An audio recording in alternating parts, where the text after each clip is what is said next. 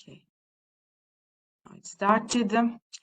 My name is Anita Marullo, and I am a project coordinator at ECAS, European Citizen Action Service, which is a Brussels-based European NGO.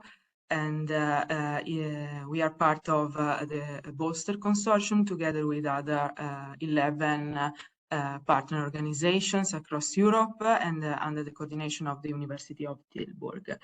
In the chat, soon you will find also some links if there are any problems with audio and video for you, but by default all participants are muted, and we will give the floor to the speakers when the time comes. Yes, I'm just admitting a couple of more participants that are there. And for those of you who are not familiar with the Bolster project, Bolster stands for Bridging Organization and Marginalized Communities for Local Sustainability Transitions in Europe.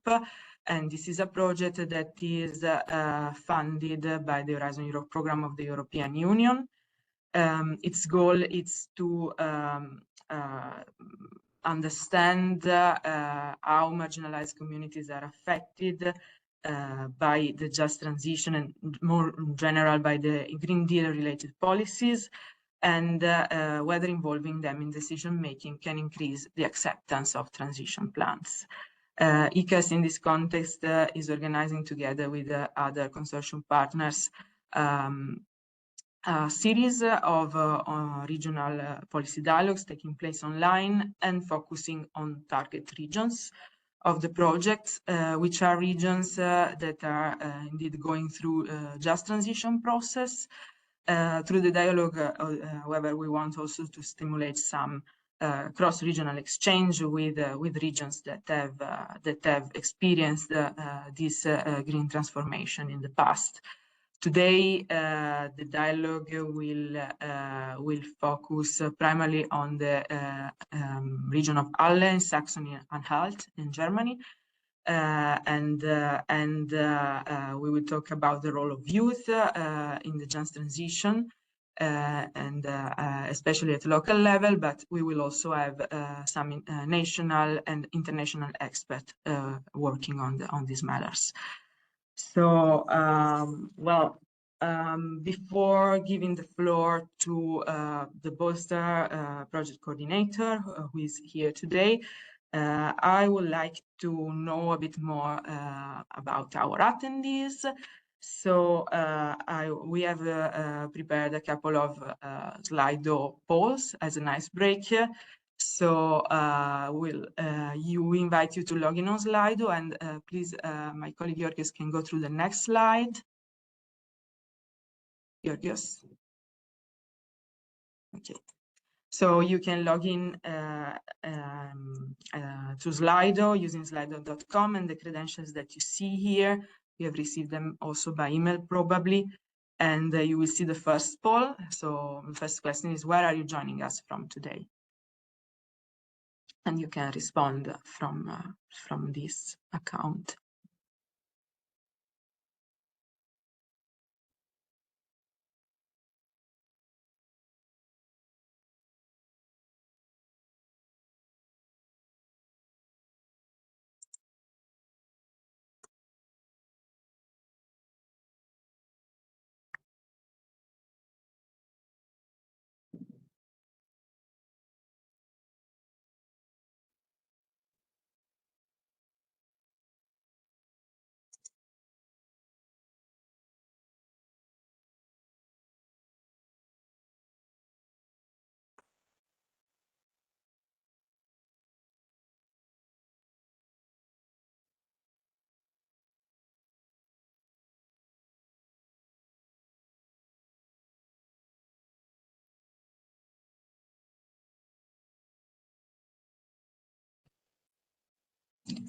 Okay, we see we have a majority of Brussels, Tilburg, who is also leading the project.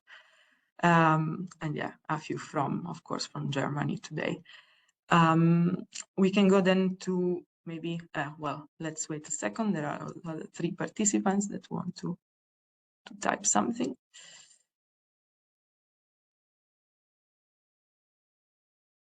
well, Halle, of course. Yeah.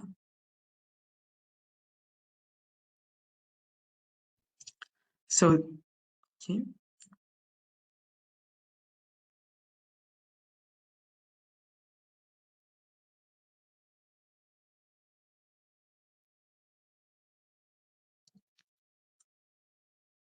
Okay, we can then move on to the next slide with the second slide of Paul, which is how familiar you are with the topic of just transition in the EU. And you have a few choices: expert, solid background, basic knowledge, or not familiar at all.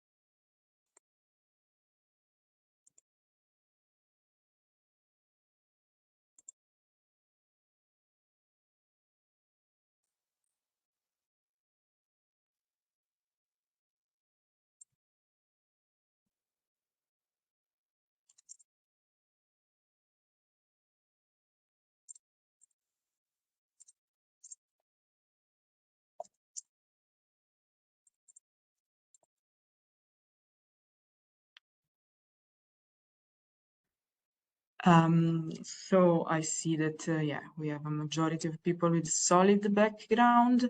So that's great. Well, in view of the panel debate, we also sent in advance a questionnaire on Slido for the participants also to contribute with input to the discussion. I'm now reactivating the questionnaire, so you will be able to see it in your account. And yeah, so we can move also to the next slide. The question is activated, and you can still respond now and during the panel session, and you will be able to see it on Slido with the same credential as before. So, Jorgos, can you move on to the next slide, please? And yeah, so without further ado, I will now give the floor to Michiel Stapper, who is working for Tilburg University in the Netherlands, and he coordinates the Bolster project and will give us a short introduction on the project. Okay, thank you, Anita, for the introduction. And I'm going to talk a little bit about Bolster. But first of all, I'm Michiel Stapper, assistant professor at Tilburg Law School. I have a background in sociology, and I'm the PI of Bolster. And I don't see my slides yet. Is that true?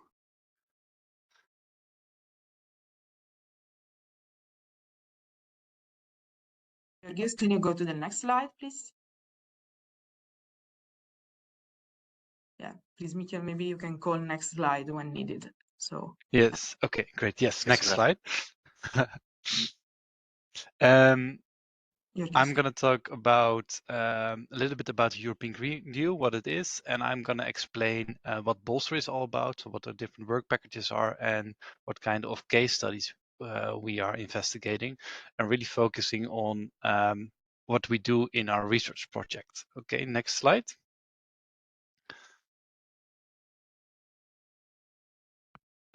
So saw that a lot of people had a decent background in the European Green Deal, but a little bit of a reminder, the European Green Deal is the idea of the European Commission to turn Europe into a climate neutral continent in 2050. This is a huge plan, and they divided up the plan in 8 different pillars. Focus on agriculture, which is of course a lot in the news nowadays because a lot of farmer protests against those plans, but also a focus on the circular economy, the creation of renewable energy, of course, fighting pollution, preserving ecosystems, and it is an incredible expensive plan with like a lot of different angles. But the European Commission has said Yes, we need to become climate neutral in 2050 because this is important to keep the world from heating up more than 1.5 degrees. However, this transition needs also to be just. And the European Commission has called for a just transition and the principle of leaving no one behind means that nobody should be put at a disadvantage because of all these climate policies. And next slide. And they didn't only say, okay, the transition should be just, they also have created a mechanism for this. Can we go to the next slide?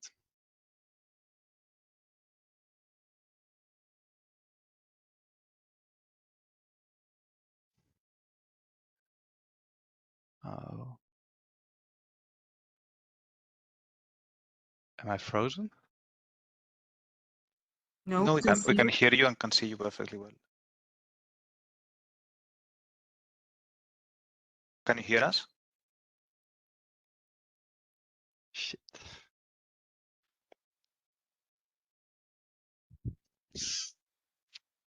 We can see you and hear you, so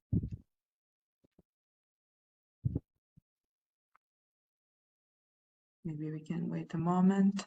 Oh, you can hear and see me. I don't hear and see you anymore. But then I will just keep on talking. So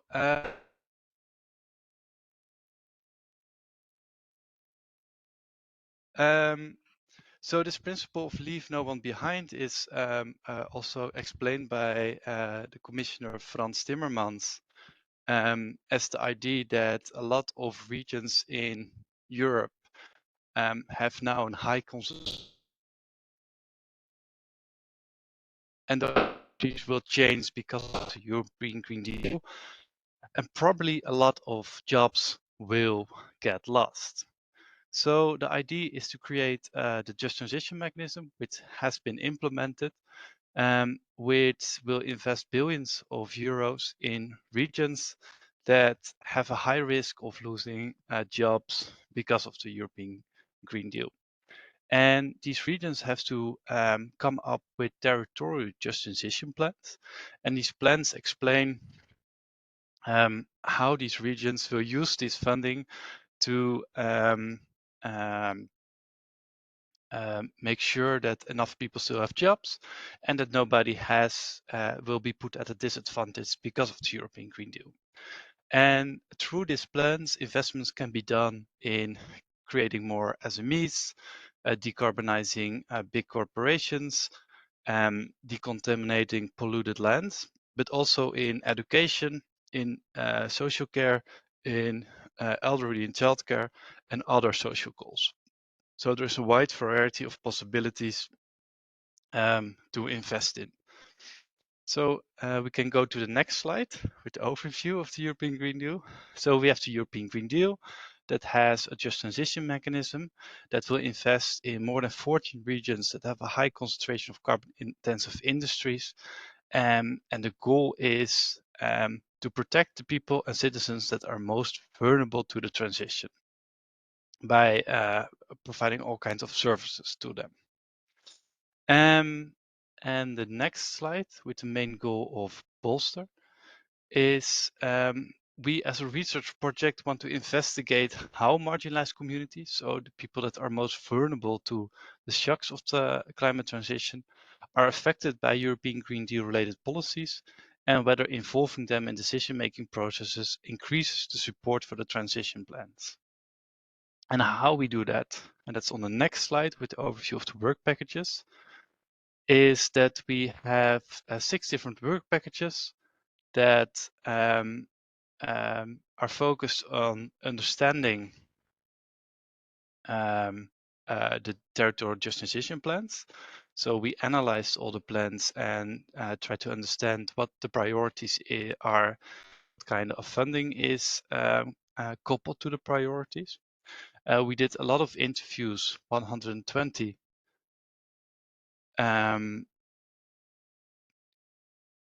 interviews with policymakers to understand how these plans are designed and what the goals are. And we did that in work package 2. And the next steps were also to talk with marginalized communities and asking them what does a just transition mean to them and what are their needs and priorities. And we also did action research where we are now trying to set up all kinds of community projects, different regions. And with all of that, we try to understand how policymakers think about the just transition, and how these plans are being implemented by the European Commission, by national governments and regional authorities. And we also want to understand how these marginalized groups that are often really under-investigated, that a lot of research is ignoring, think about the just transition. So what are the needs of former mining workers in Leon? Or what are the ideas of women groups in Silesia and Poland? How can their lives be improved? And that's what we do with Bolster. And I'm fully aware that what I'm saying is not in line with the slides, but I just keep on talking for the flow of the presentation. Yes, can you and me? I'm sorry to interrupt. If we can see the last slide, the slide with the map that shows where Bolster is doing research. Yes. We do all these kind of research activities in what we call 7 target regions. That are regions that have an official territorial just transition plan. They're spread out throughout Europe. They are located in Halle, Germany, but also Upper Silesia in Poland, Brahova in Romania, Stara Zagora in Bulgaria, Istria in Croatia, Hainaut in Belgium, and Leon in Spain. And 3 study regions that went through an economic transition in the past and are now economically doing very well. And we try to get some lessons from that. I stop here. I don't have a clue where the slides are, and like all the people are frozen in my my screen. If I can help you, but I hope this gave an overview of what research, what Bolster is all about.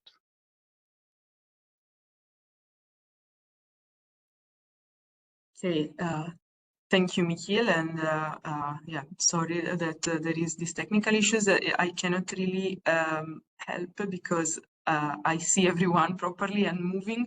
So yeah, I don't know where it comes from exactly, but yeah, I would say, are there any questions so far? And yeah, we can transmit. You can, if you have questions, you can raise your virtual hands or type it in the main chat.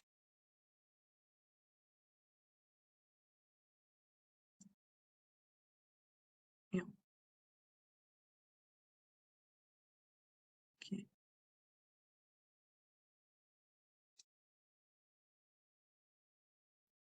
Okay. Okay, I don't see any questions, so we can go ahead. I think with the first main presentation of today, and thank you, Michiel, for this overview. I think it was very comprehensive, and yeah, it's now the turn then of Amalia Podlafresca. She will present us the findings in the region of Halle from our regional partner, Culture Goes Europe, regarding the role of youth and just transition. And Georgios, you can please move to the next slide while I give the floor to Amalia. And let me find her. Okay, thank you, Anita. Could you hear my voice? Can you hear us? Okay, good. I had few problems before, but I hope it won't reappear again. All right, so thank you for the introductions of the project, Michelle. I think it helps to give an overview of the project as I go deep into what I'm going to present for the next 15 minutes. Thank you everyone for being here. and ECAS for organizing this event. My name is Amalia. Together with my team CGE Effort, we implemented research action and community engagement activities in Halle and Saxony Anhalt region as a part of Bolster research. Could you go for the next slide? Next slide, yes. Thank you. For the next 15-18 minutes, I hope to be able to cover these 4 points of discussion: the overview of Just Transition Plan in Saxony Anhalt shortly, and our regional research and methodology that we implemented, the regional working group and social participation that we found in Saxony Anhalt, and the last one is related to what we have found within our youth groups on Saxony Anhalt during our research phase. The next slide, please. Yeah, so Saxony Anhalt is one of the region eligible to receive Just Transition Fund in Germany, and the one that is included within this study of Bolster. The central German mining area in Saxony Anhalt comprises of 5 regional authorities. And these 5 regional authorities are all facing similar challenges, but each one of them has a very specific requirements for dealing with the structural change. This region also has a large mining industry, although the amount of people that are employed in mining has declined in recent years. So in this region, more than 5,000 direct or indirect work and more than 5,000 energy-related works are affected by the coal phase out. So next slide, please.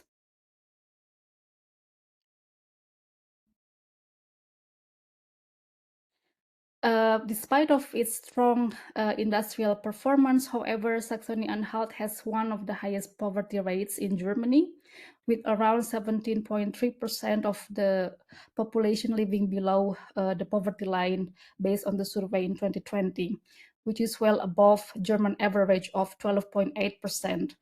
The poverty rate in Halle, in the city of Halle, is even higher, with 22.4% of the population living below the poverty line in 2020. In addition, the region has been experiencing a shrinking population, particularly in rural areas. And according to the demographic change in Germany report by the Federal Statistical Office, the population of Saxony-Anhalt is projected to decrease by 11.8% between 2015 to 2030. In Halle, however, the population has remained relatively stable in recent years in comparison with the other districts around Halle. That being said, the communities living around the areas of mining in Saxony-Anhalt, they also face particular challenges, including the increased right-wing extremisms, also among young people, declined number of jobs in those areas, the aging populations, and lack of social infrastructures. And as a consequence, many people from those areas move to Halle in search for new jobs and better opportunities. Next slide, please. So given this context and trends, this region of Saxony-Anhalt was included as one of the 4 regions in Germany eligible to receive funding from the EU Just Transition Fund, which is a structural financing mechanism that aims to support regions and sectors that are particularly affected by the transition to a more sustainable and climate neutral economy. So Germany itself received around 2.5 billion euros, which is distributed between Brandenburg, North Rhine-Westphalia, Saxony, and Saxony-Anhalt for future-oriented structural change in the lignite mining areas and in the areas that are effectively affected by the coal phase out.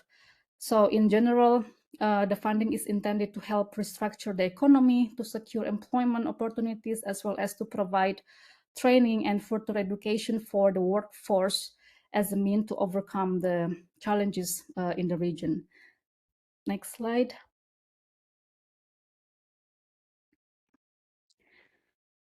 So the state of Saxony-Anhalt pursuing a cross-fund strategy for the 2021 and 2027 funding period. So it means that there are other funding mechanisms such as European Regional Development Funding and together with Just Transition Funding, which are designed and implemented together.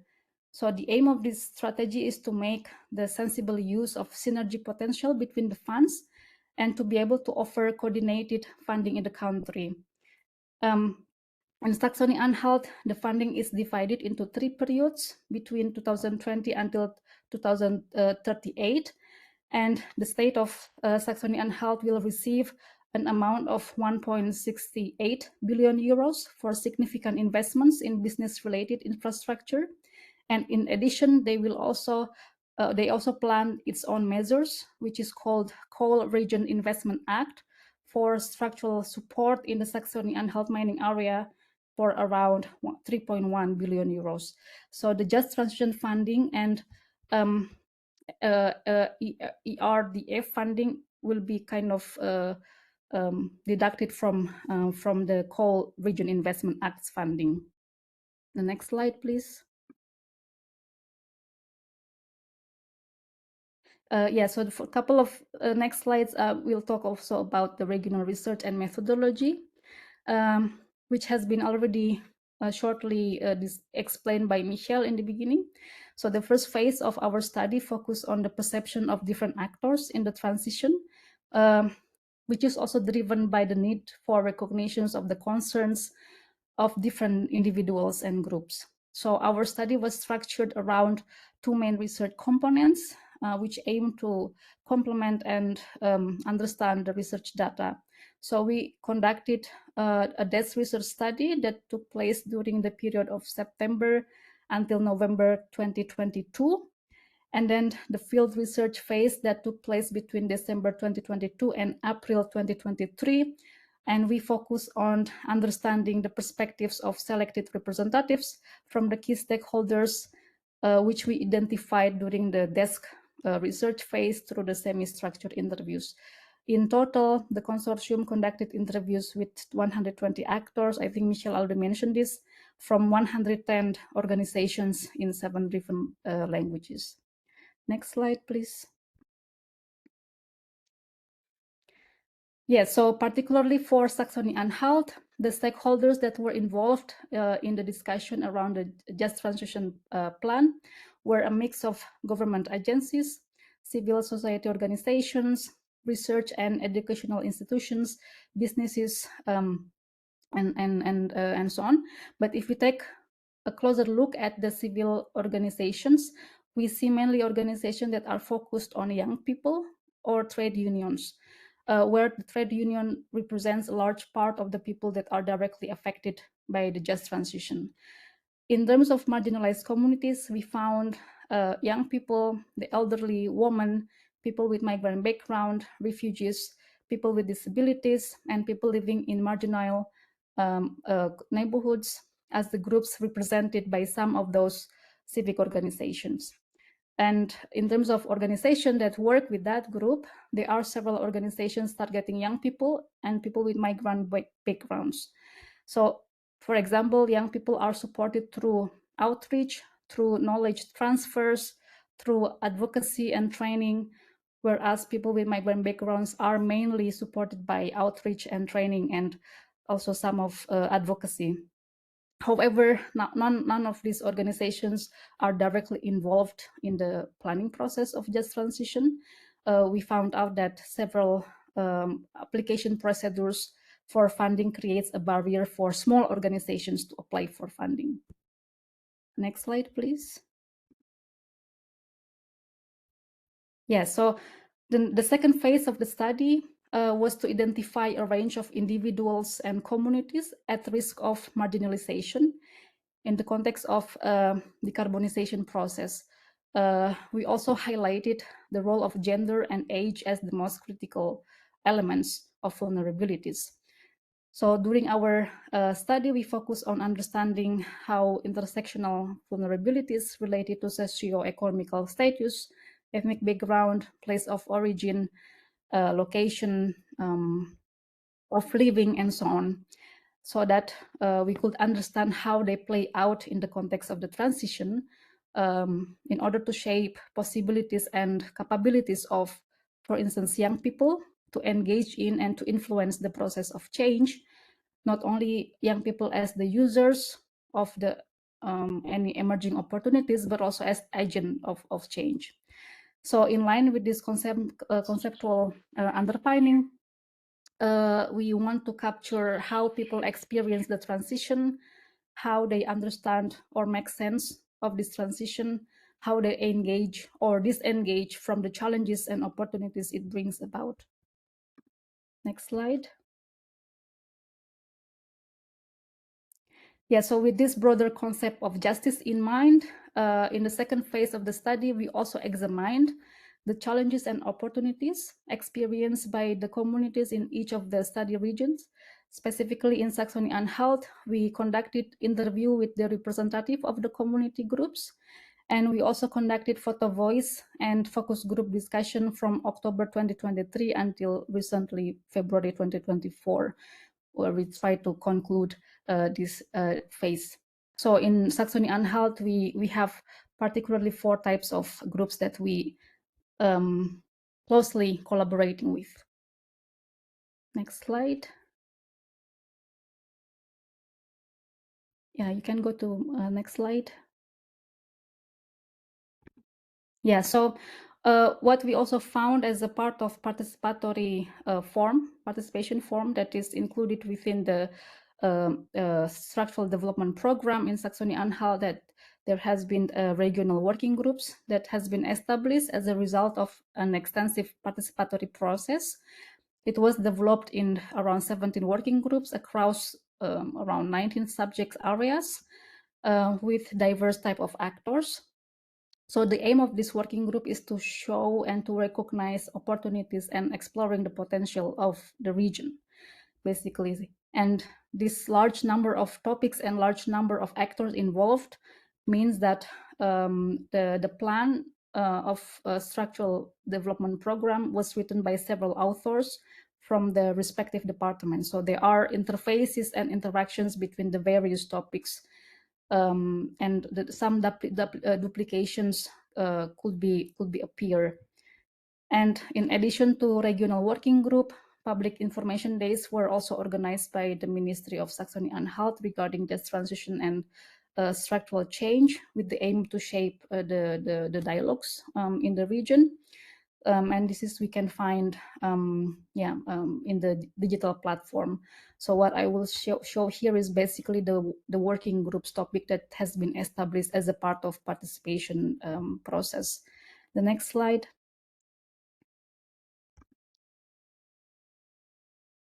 And another form of public consultation also done with young people took place in November 2021, which was organized by Jungen Politik Beratung.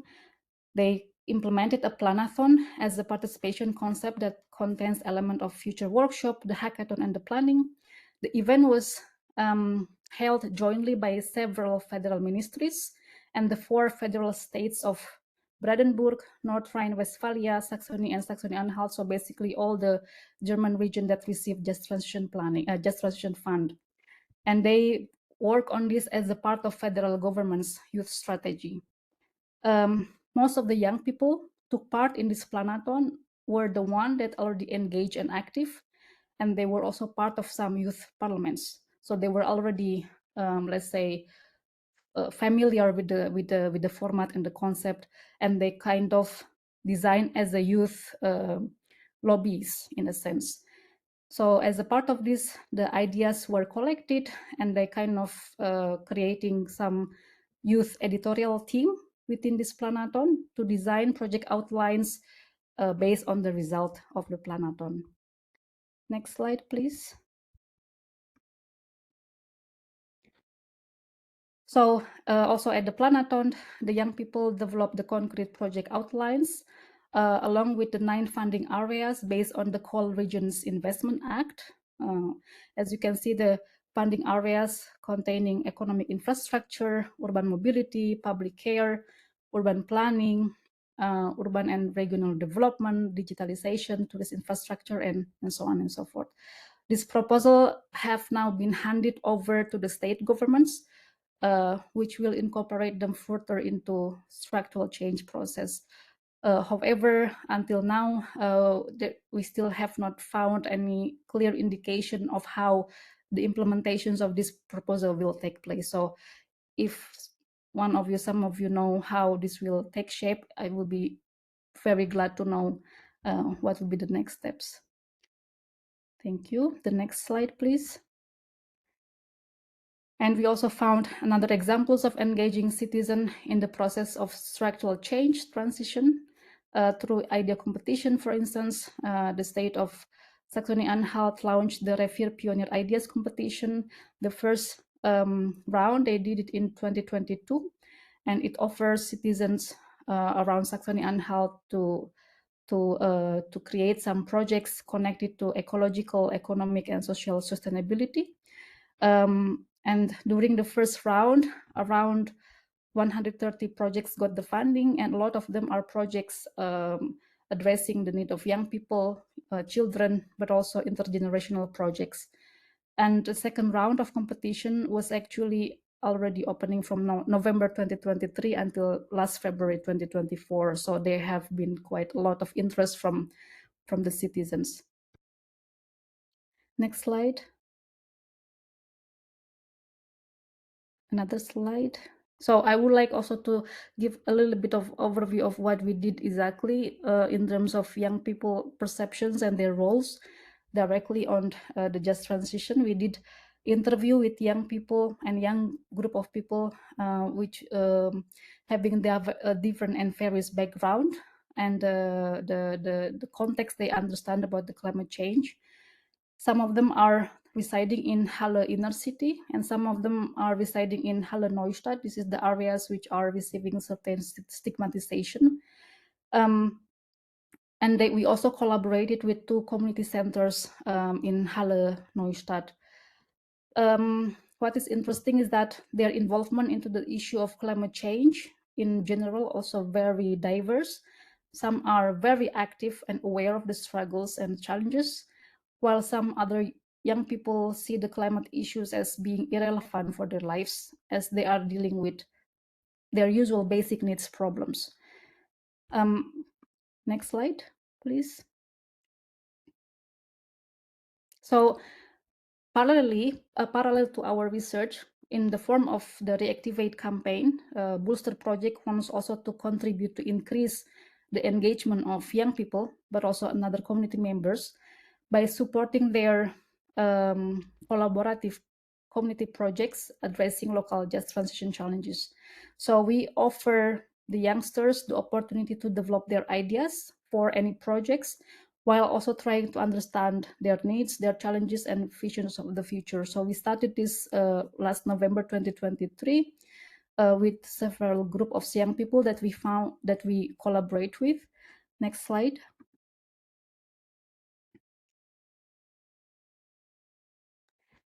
For instance, one of the representatives of young people that we first collaborated and interviewed are relatively very active and engaged.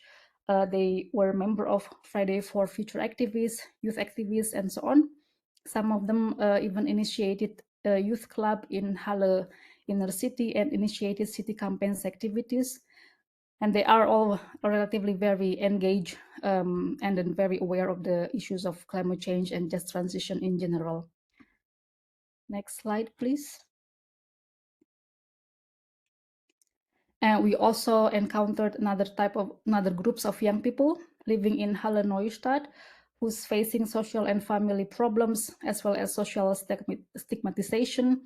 During our focus group discussion and interview that they simply do not see the climate issues as relevant and important as they are dealing with more basic issues such as discrimination at school, racism, and very low living standard. Next slide. So when we talk about what has changed in their environment and how they perceive it, for instance, one of our respondents claimed that the city has becoming more hot than usual in the summer. And there is also the lack of green spaces in the city center in compared to Neustadt in Halle. This was also claimed during several photo voice with other young people.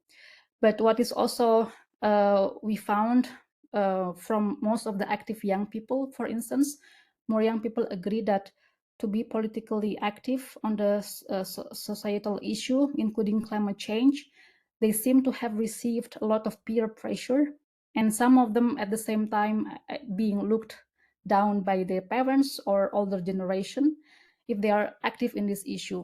There is also the inclinations of more young people who voted for the right-wing extremist party, who are seeing their activisms as climate gluers or climate kleber.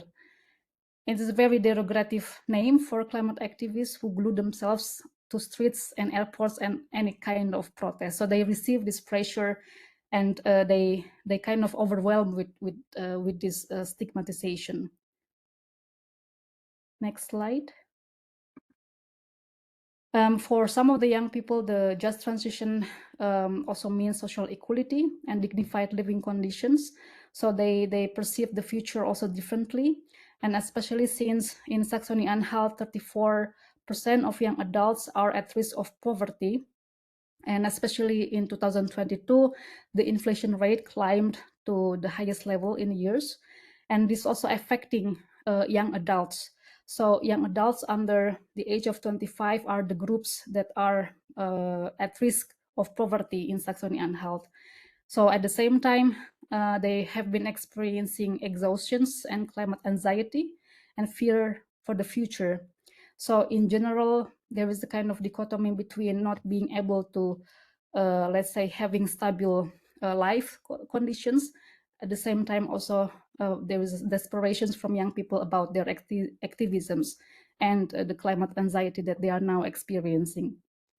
The next slide, please. So when we talk about what are their priorities, visions, and strategies for the future, some of our young people, they mentioned that they see social justice as a condition for the just transition, including socializations and democratizations of decision making. So they see that there is an importance of small collaborations as opposed to big policy in a sense, and they kind of advocate small initiatives to tackle big issues, to bring people together, basically. Also, they pressurize transparent communication from the policymakers as a measure to convince people to act, and the communications will be also adapted to different target groups. Even if they are young people, they also have very diverse insight. Like they have very different needs, basically, and different perceptions on how they see the climate issues in their areas. Next slide, please. So as we come to the end of the slides, they see the just transition from themselves as if that the first of the keywords that we found, that the shifting privilege for more quality and inclusion, that this is some kind of conditions that needs to be addressed. And of course, some of them also think that investing in the future for the next generation through education, not necessarily informal education, but also non-formal education. And they want to see a bit more of, let's say, a friendly participation process for young people, in the sense that engaging young people more into small measures of decision making related to the climate policy. And they also opt for diversity, not only diversity of the thoughts, but also diversity of young people who are requiring different measures of the challenges that they are facing in this everyday life. So these are some of those keywords that we found during our research, and this is such a recognition is very important for the young people to being able to define their role in the just transition. The next slide. Yes, that was my last slide. Thank you. I think I probably passed 15-18 minutes. It's okay, Amalia. I think we have a bit of a buffer. Thank you very much. It was a very, very comprehensive, and also yeah, it touches a lot of points that it's part of the research in this project. But before giving a floor to our attendees for a little space for questions and answers, I would like to ask myself a question, which is, yeah, we've seen that from your presentation indeed that like participation is very much linked to the socio-cultural background of youth, of course. And we know that like in Bolster, we are piloting various participatory approach, also including with young people to shape a bit the decision making and to see how it would be possible to shape decision making around just transition. And my question is like this kind of participatory mechanisms that we are testing on Bolster, but in general, participatory mechanisms that are in place in your region, are they, do you feel that they are fully effective in like engaging people from disadvantaged, let's say, background? And I mean, what are the challenges that you found in this process? And maybe the best practices to have a diverse engagement from youth. Thank you for the questions. I'm not sure if I can directly answer that with the comprehension, but just based on what we have found on the ground, for instance, there are different types of form of participations, right? The one that we found, for instance, the Planaton, it has been designed by the municipality, right, by the state, and that they want to involve the young people to define the programs which fits to the call Regional Investment Act. So the young people are kind of invited to create a concrete ideas based on the already structured policy, let's say. I mean, I'm not saying that's bad. It's just a different form of participation, right? But as you can see, we found that most of the young people active in that Planaton are already very active, and they are, let's say, fully aware of what is happening. So let's say the type of participations, the rate of participations of young people has been also changed. Maybe the last 20 years, it has been becoming very trendy for young people to participate in the important policy and important happenings. But on the other hand, we may forget that there are maybe 30% of young people who are not aware of anything, and they don't see this as important, although this can also impacting their life in some extents. So I'm talking about another demography of young people who are living in the precarious situations. At this moment, perhaps for them, the issues of climate change and just transition are not so much of the agenda or the priority. But as you can see that I think this kind of stigmatizations has also changing the perceptions of their willingness to participate, in a sense. If we can see whether this is effective or not, I'm not sure. But what I know is that I think every form of participation needs to understand what they want to achieve, right? But also not sacrificing this the rest 30% who are already how do you call it, giving up from the beginning. So the question is how we want to reach those 30% who are not interested at all. So this is something that is interesting we found. Thank you, Marlene. Indeed, this is, I guess, the main challenge in this process. Is there like any, let's say, immediate question or reaction to this presentation before we go to our panelists and have a tour de table with them? You can type it in the chat or you can raise your hand. Normally it's at the bottom of your screen.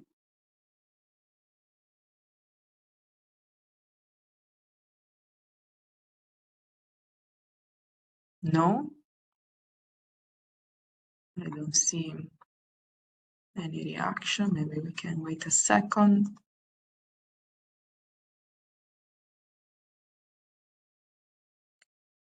No, I don't see no one typing, so I think we can move on to our panel.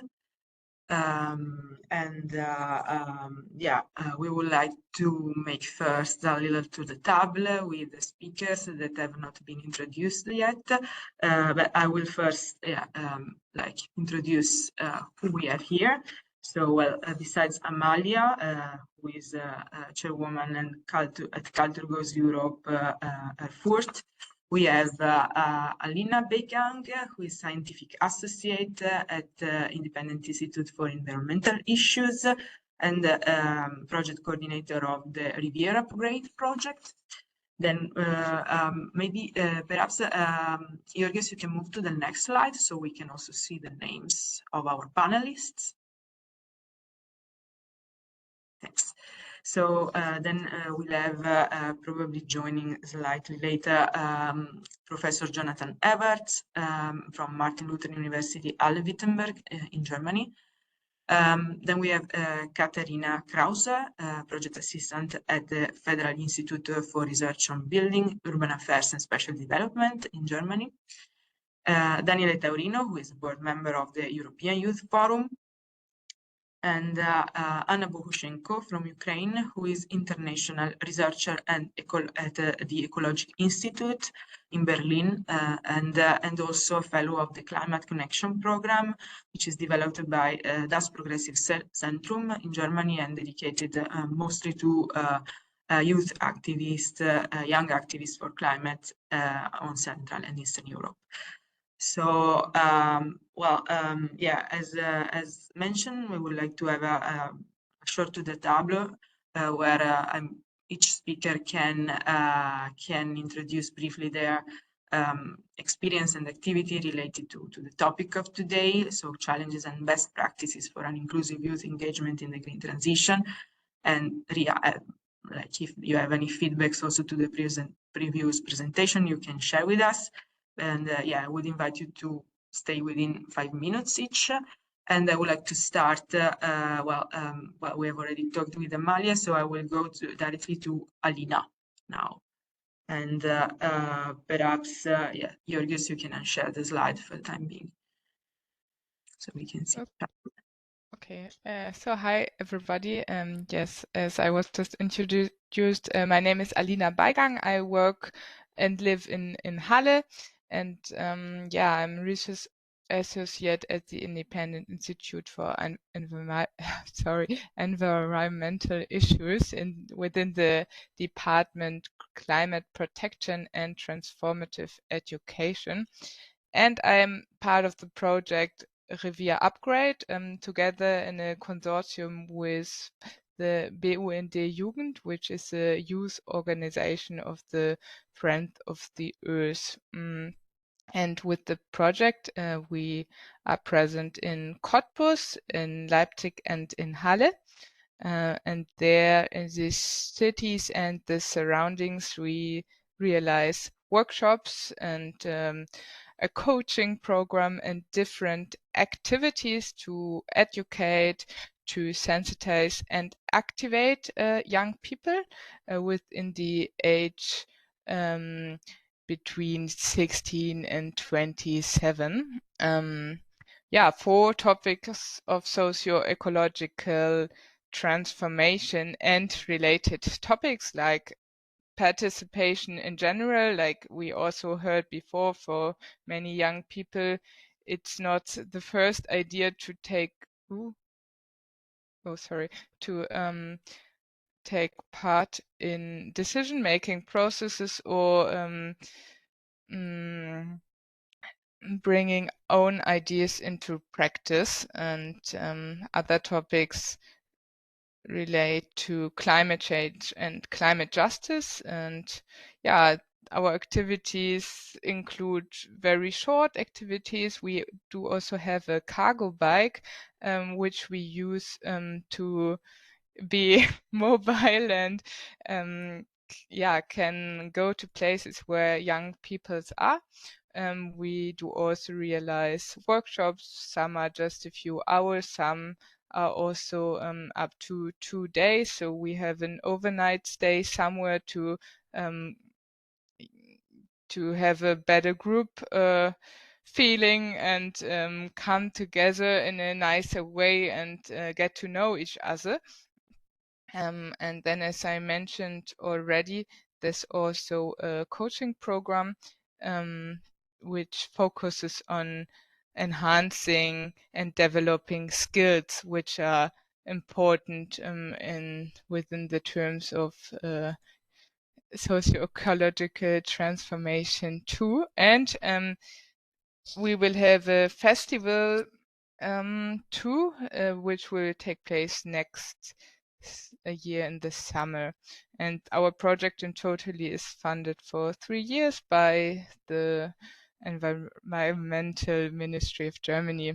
And as Amalia also was already talking about different young people and groups, we also target different groups because some are not very into these topics, not even into climate at all, and are really dealing with their everyday life struggles. And there we are rather focusing on their topics and try to see links which are which we try to see the links connecting their everyday life struggles to the bigger topics, and try to show connections there. But on the other hand, like for example for our coaching empowerment program, we rather target young people who are already interested in these topics, and often most of them are already engaged, to make them stronger in a way and enhance their skills, or give them the opportunity to get certain skills like expressing opinions in a more artificial way, for example, or coaching like storytelling and these kind of skills. And what I want to say too is that many young people do not connect so much with the term structural change. In German also it's a very weird term which sounds very technical, and it's not very attractive to young people.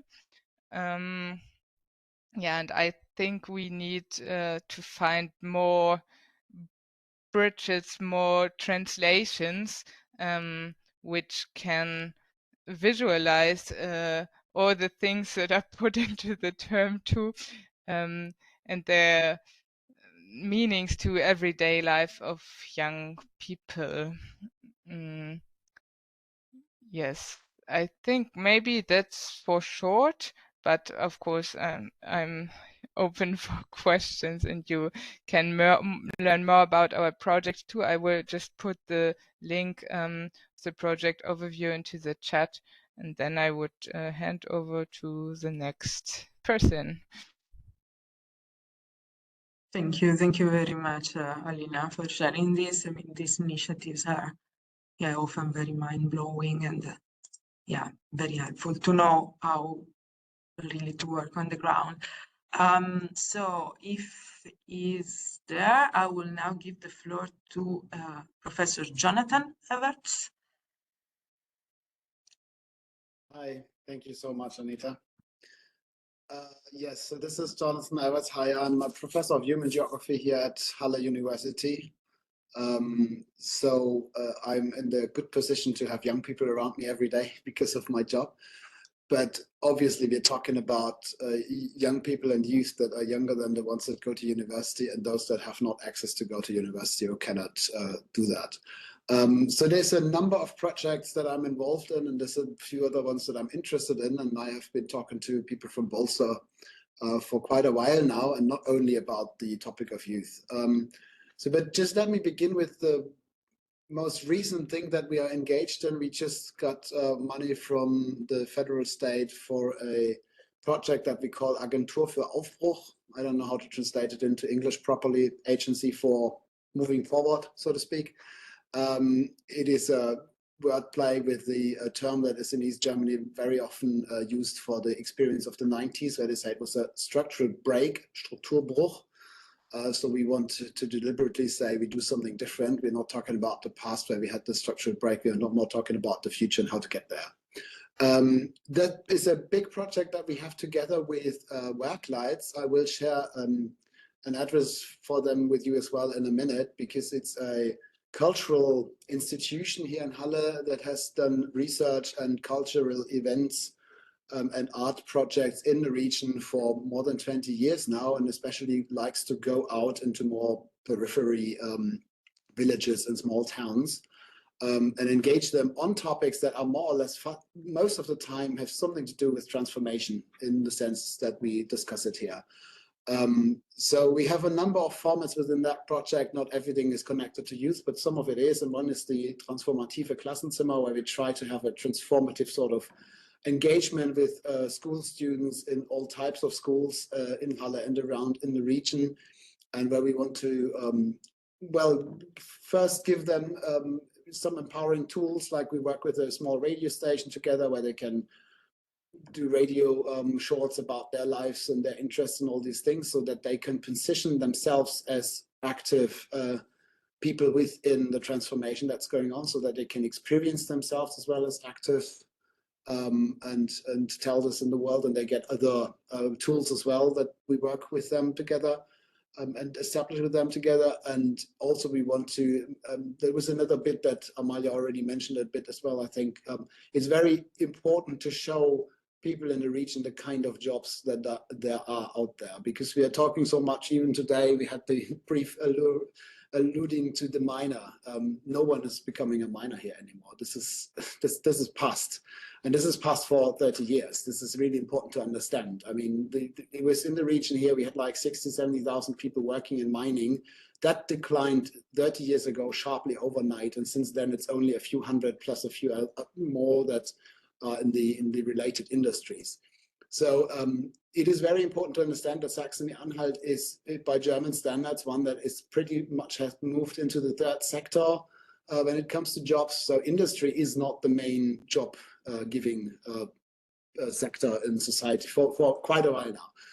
But people still have the perception that it is. So when you go out of Halle and into the region and talk to people, they still think they work, everyone will work in industry, and this is what the country needs and the state needs to have, you know, like a good life and all that. So we try to counter that a little bit and explain to young people that there are many ways to stay in the region, because a lot of people leave the region behind, but that there are many ways to do it, but probably not in industry, maybe in many other jobs, and not for all of them you have to go to university and study.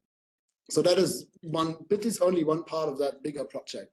It has just recently started, just like 2 weeks ago. We hired the first people and got it rolling, so stay tuned on that one. The other project that I'm involved in, and which is like really a massive big project and is of immediate interest to the EU and Bolster, is our own Just Transition project that we have from the Just Transition Fund.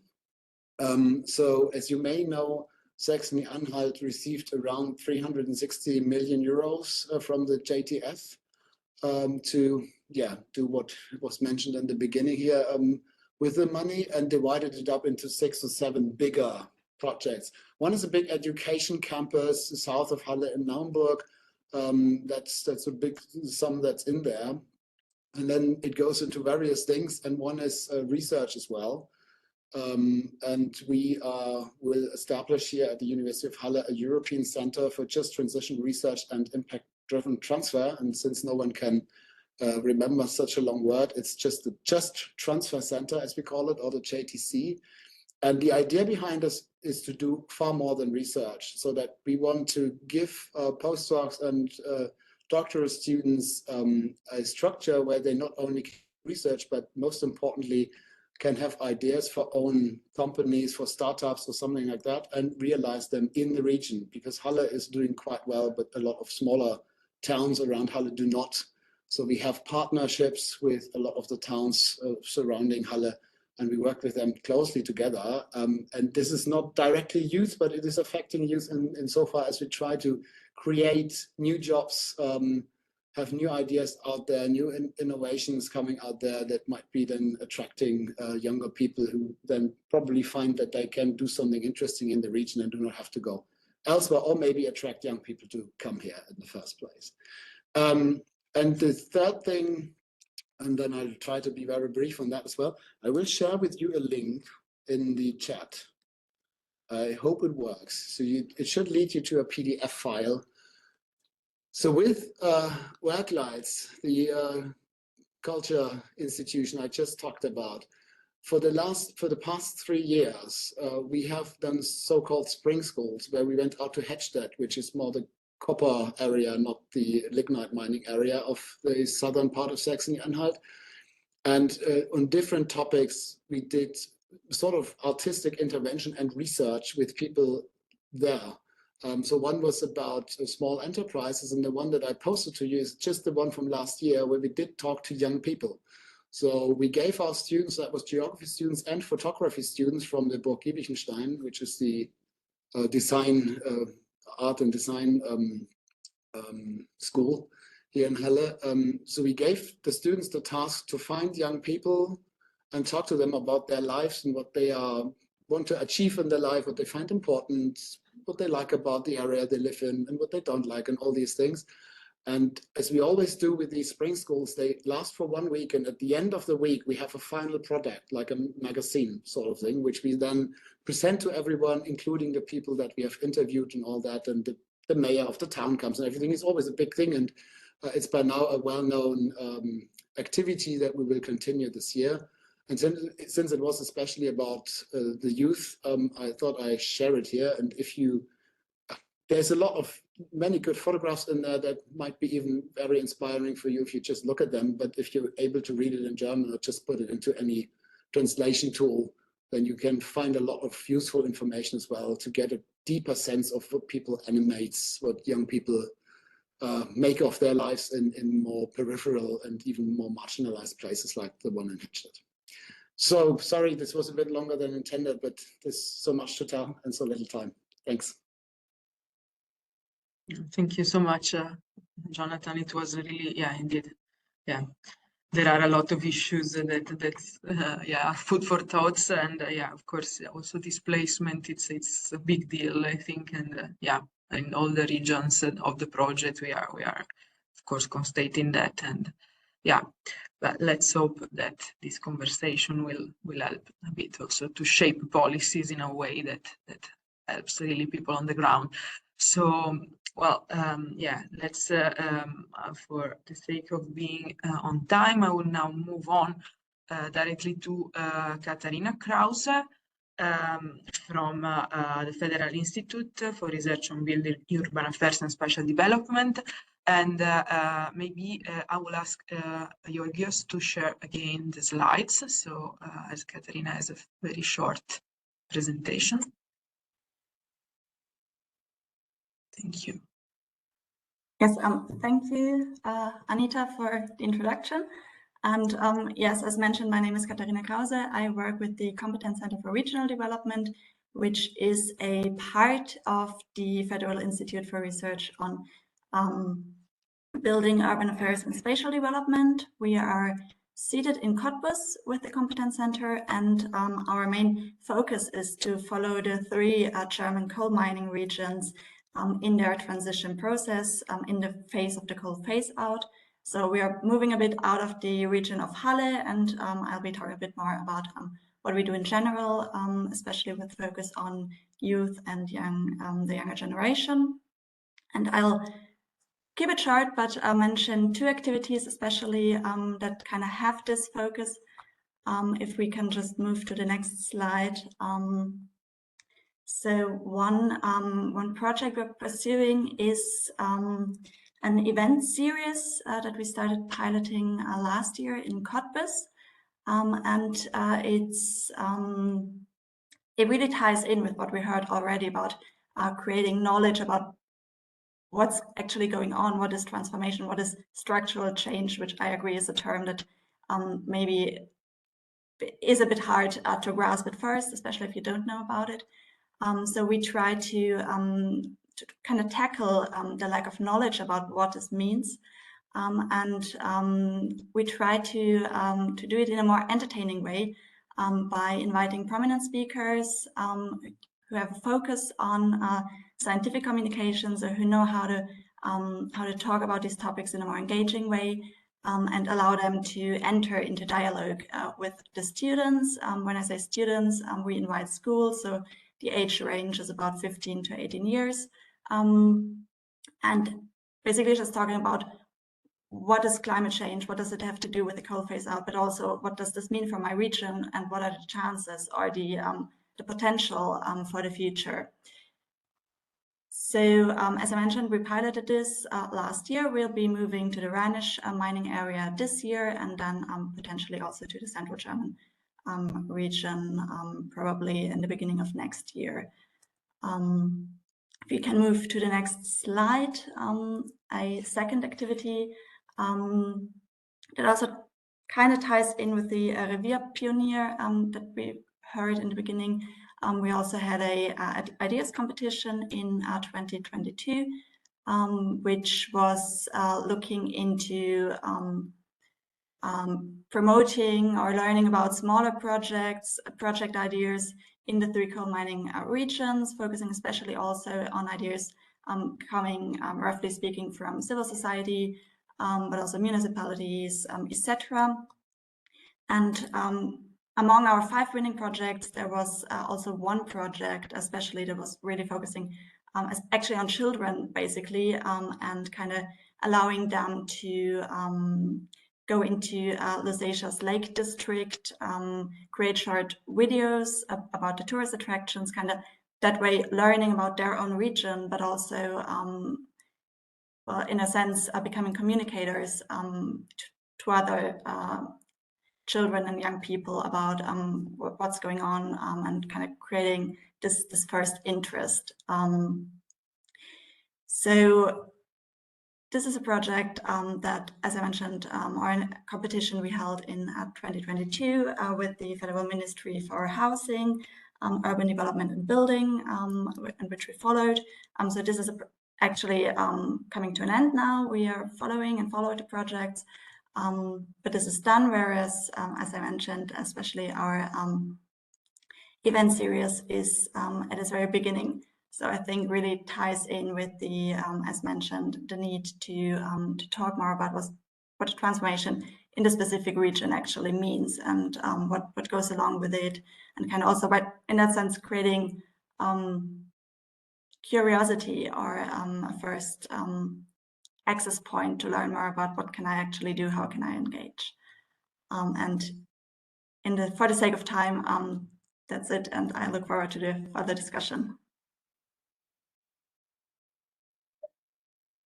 Thank you so much, Katarina. I think this was also very interesting, this engagement really from the early age, that maybe also helps like building like participation and awareness for the future. It's a very interesting project. Maybe Jörgis can share the slide again, sorry. And I'll go now to our international experts. So I will give the floor to Daniele Taurino from European Youth Forum for his introduction.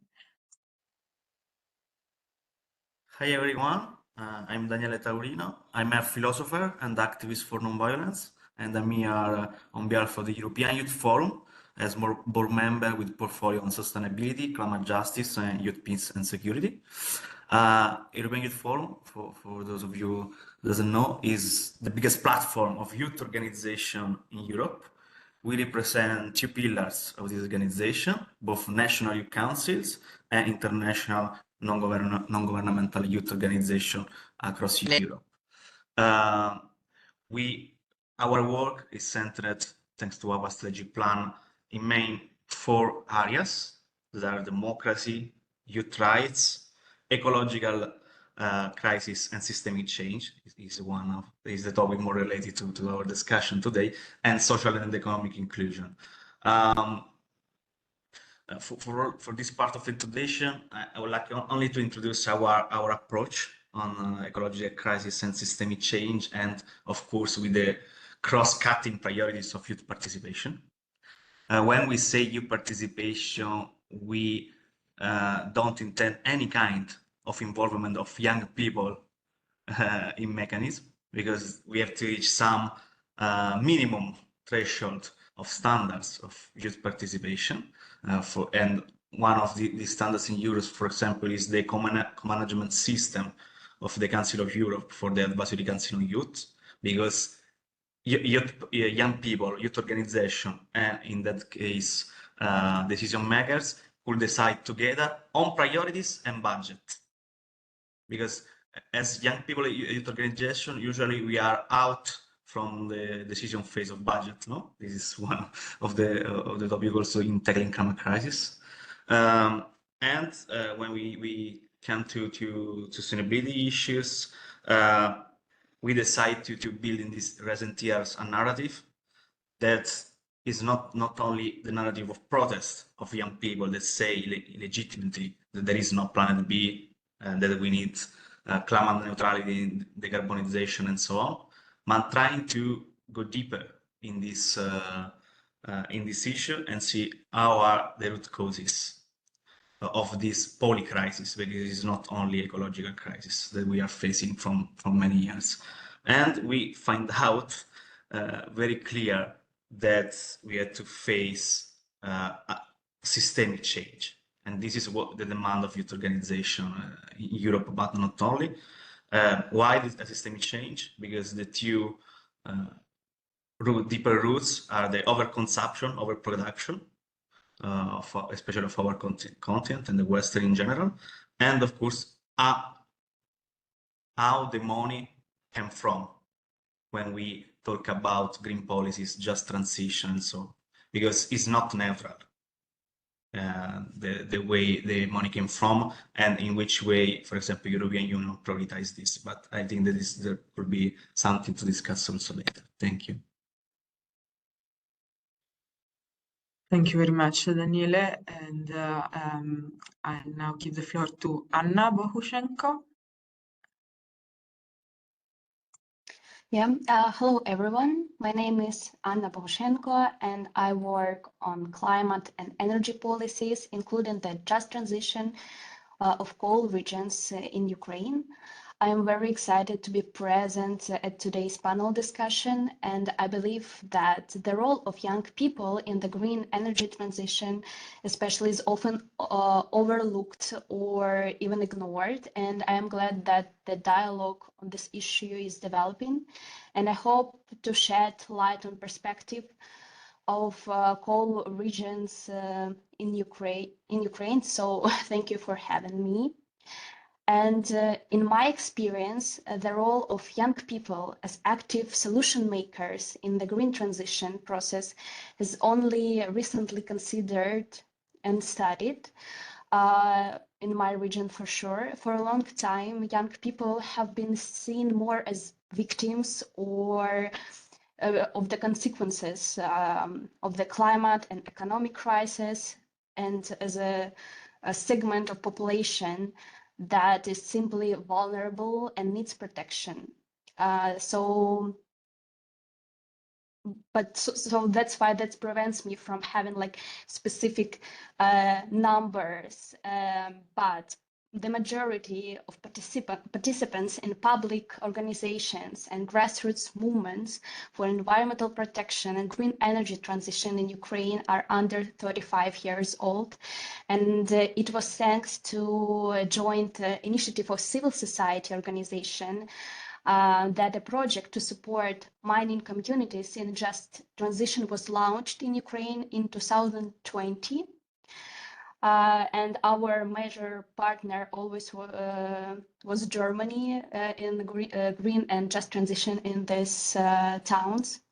So that initiative was called New Energy, New Opportunities for Sustainable Development of Donbass. And the project not only provided like top bottom advice for government and build the capacity of local authorities, but also conducted research of perspectives, of perception of communities in the coal mines, a role of women in labor market in these communities, and also helped with finding grants for local projects. So it's a case of the creation of really great platform that also was advising our Ministry of Development of Communities at that time, how to help these communities, because like that wasn't a surprise that we need to phase out coal. It was already, this process was already there since 90s, but it was done unfair, unjust, and a lot of cities just became a ghost cities. And it was like really crucial to make this process nice and to inform the people how to make it just and structured. Right now, our priorities completely changed since 2022, so it's understandable. And young people that were affected by shortage of work or businesses that were also closed in this kind of cities because like it wasn't a great business to make money to sell coal or to be a miner. Right now they are internally displaced people, these young people, or war refugees, or they are right now under occupation because mostly all these communities, mining communities, placed in Luhansk and Donetsk region where is area of active hostilities right now. So therefore, the issue of just transition becomes even more critical for young people from these regions. The question is not how to reformat a mono-industrial city, but how it will survive, how it will be rebuilt or restored, and do we need to do it even, and how and where is the chance to return at all in this city. Yeah, so previously also like we also had the same problems about like these young people worrying about losing their jobs because of the green transition, problem of involving women and girls in the process of just transition also was highlighted, as such communities often had a more conservative view of gender division of labor. Right now, like some of these towns, coal mining towns, have been destroyed by the invasion. Coal towns like have turned into coal mines themselves. So the question is how to use right now green transition in the future to rebuild the community better than ever before.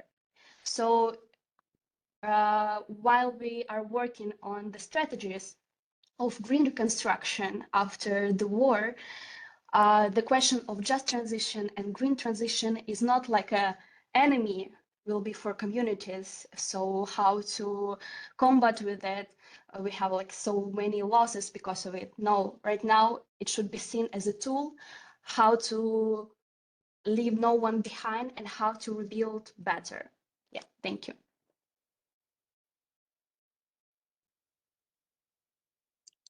Thank you very much, Anna. And it's good indeed to also have this perspective of what's going on outside Europe in regions that are very close to us and living a crisis moment.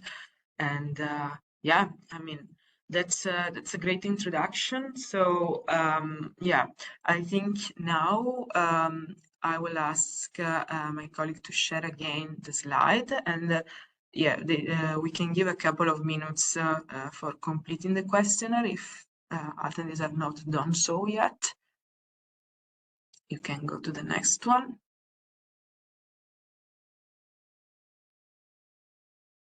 Okay, and maybe already to the first poll, so we can already see the answers coming. And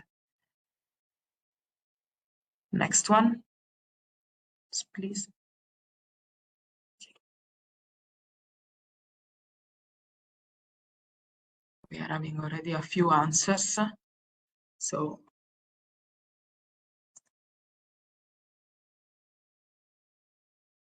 perhaps we can already continue because I see no one is typing, and I think, yeah, we can continue the conversation. So I would like to ask our panelists to comment on the same answer on these questions, same questions, and the same, and if they have any, let's say, reaction to the answers as well. So yeah, there are two questions to answer. So we have this, and then a following one on marginalized groups in your regional countries, and if there are specific youth groups that are subject to marginalization in your regional country, and I mean who they are, of course, and how green transition, if there the green transformation is has a specific impact on those groups. So I will start again the round with Alina, perhaps. Sure. So yeah, some answers I see, I would definitely agree. Of course, young people in general are more marginalized as they are not as they are often excluded in decision-making processes in general. I like to state this first, but furthermore, general dimensions of discrimination apply too, like race, nationality, class, gender, able-bodiedness, all these typical ones for sure as well in Halle and in the region of Saxony Anhalt we do see. And for Halle, I think it's important to know that it's also a quite segregated city. It's literature says it's like the third most segregated city in Germany. So we have huge, yeah. So the people from some districts of the city are rather separated from other parts of the cities, which goes yeah, both ways in a way. So people from more marginalized parts of the city, often even young people, maybe they have never been into the real old town city center, but also people living in more well-off districts, maybe never been to Halle Neustadt or the Silberhöhe, or maybe even to Trotha, which is in the north of the city. Yeah, that is something I think one has to keep in mind. And also it's interesting when talking about green transition and climate change that, of course, the way the city is now, it puts some districts, or some districts are more vulnerable than others. So regarding, for example, yeah, heat or other effects of climate change, then, for example, Halle Neustadt is more exposed to heat, and there's less protection. And then there are people who are economically less capable of protecting themselves, so they are more exposed to these negative effects, which affect their health too. And yeah, moreover, I think Roma are enlisted here too. There's a community of Roma people at around 1,000 people, I think, in Halle, and these are, like in many parts of everywhere, they're quite marginalized too. Young people often quit school at a very young age, so the education rate is quite low among the community, and also the rate often within the community people give birth at a very young age, so the average year of birth is younger compared to other groups. Yeah, and then I'd also like to point out people without health insurance, with language barriers, and then with language and foreigners. I also like to point out that in Halle there were huge problems with the Ausländerbehörde, so the authority for foreigners, or the office, because it was the fact that often the cases took a very long time to be processed, so that was linked with negative effects for the people, and a lot of stress, insecurity, and inconvenience. So these are problems which are happening here and are really discriminating people who are dependent on these processings. Yeah, and one more point I'd like to point out, maybe it's not so strong the case for the city of Halle, but in general in structural change regions, girls are more so have a lot of negative, or have to deal with a lot of negative aspects too, and often leave the regions because there's less opportunity for them. So young women often go away, and this is the fact the communities or the municipalities are not dealing so much with, even it is a huge problem for them with all the demographic change, which is quite a lot linked to especially young girls leaving the regions. And I think it would be necessary that this would taken into account more seriously, so that young women are empowered more to and take more seriously to as actors of change, so that some circumstances have to change so they can make a better living, especially in rural areas and also in smaller cities. But for Halle it's not so much of a problem, because mostly because of the universities. Yeah, okay, that's from my side to this point at the moment. Who would like to go on? Thank you, Alina. And I think, indeed, this is a common problem, not only in just transition region, but in cities of different size and population. So it's definitely quite comprehensive. Who wants to go next? Maybe we can have Jonathan commenting, and we can maybe go also to the next slide while people are continuing responding, because this is a double question, let's say, so we can also see the other side. So please, Jonathan, if you want to briefly comment, we just start. Yeah, Anita, of course I can do that.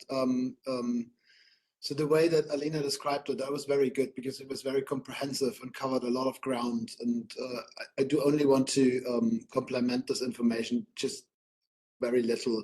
So one thing she mentioned, and I think that's important for the city of Halle, and I think this might be interesting for other European cities as well. It's a, as she mentioned, highly segregated city, and this has to do with the way the city is built. So there is on the one side of the river is the old part of the city, and the other side of the river is the new town, the Neustadt, which was built from the 60s onwards. That was the latest thing then, and a lot of people loved to live there, and this changed in the 90s and is now very stigmatized. Not all parts of it, I should say. But the interesting thing is, when I have international visitors, they see, the first thing they notice is all the signs with the big housing associations. And so the city itself, the city as the municipality itself owns most of those buildings in some way or the other through housing associations, or at least is a very important political part in that. So to many people coming from outside, like my UK friends or whatever, they think it's a very good thing. They even feel like this is very social, democratic or whatever, that the housing associations own so many buildings and decide who lives there. But if you turn it around in terms of segregation, it has a very detrimental influence, because what they do is they say people from one demographic group get better along each other than from another. So what they do is they take one block and say, like, this is only for old people.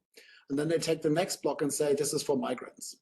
So what you get is you have one block facing the other. In one block, there is people elderly from 70s onwards. And then in the other block, you have all young families.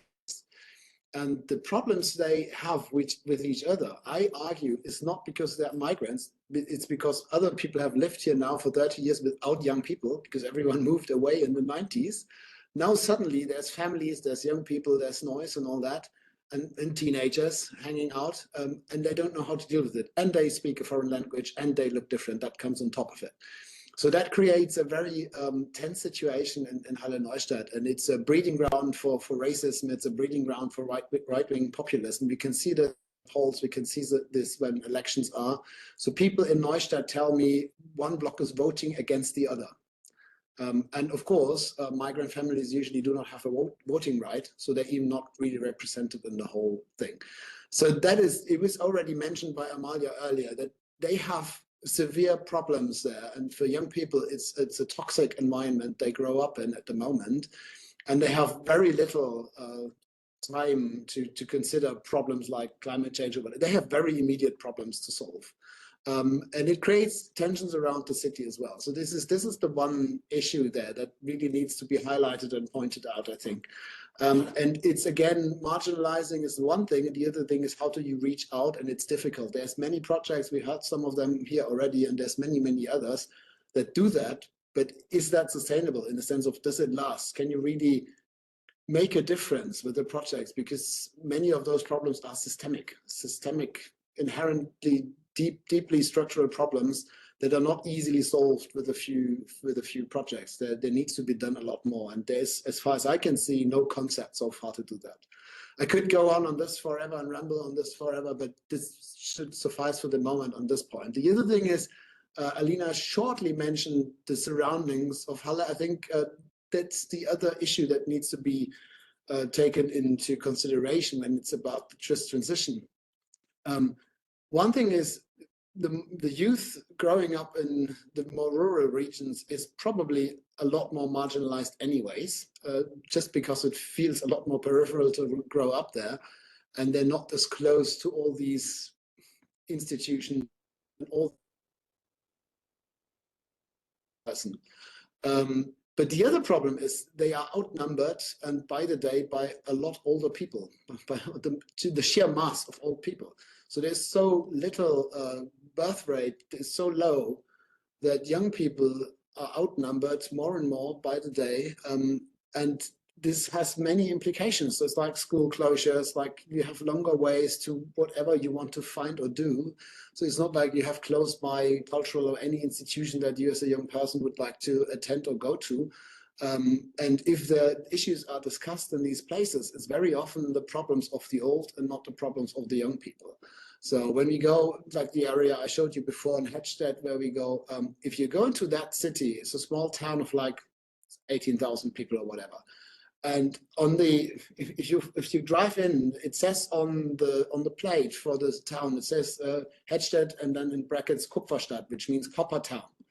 copper hasn't been produced there in more than 30 years. So this is like ancient past, but still the city thinks this is how, this is its identity. And then we ask young people about it and they say this, they don't care. Copper is long gone. It was long gone before they were even born. But it shows to me how much the region is discussing their past and the traditions and all that. And this is something that is kept alive by many old people. And there's a lot of projects around that as well. And the youth is not really heard about this. And even if you go on the state level and the state discusses future problems, like children poverty only very recently came to be discussed on the state level. It hasn't been discussed before. And when I moved to Halle 6-7 years ago, I was appalled by the high rates of youth and children poverty. I haven't seen poverty levels like this anywhere else. Not in Germany, not in many other places in the world. So in Neustadt, you can have, depending on the neighborhood, you have 80% of children growing up in poverty. This is amidst a really rich country, which we still are. All complainings that we have, but we still are. Anyways, sorry, I could ramble on, but I think these are probably, I'm not really sure if I answered second question so much, but the first one I certainly addressed, I hope.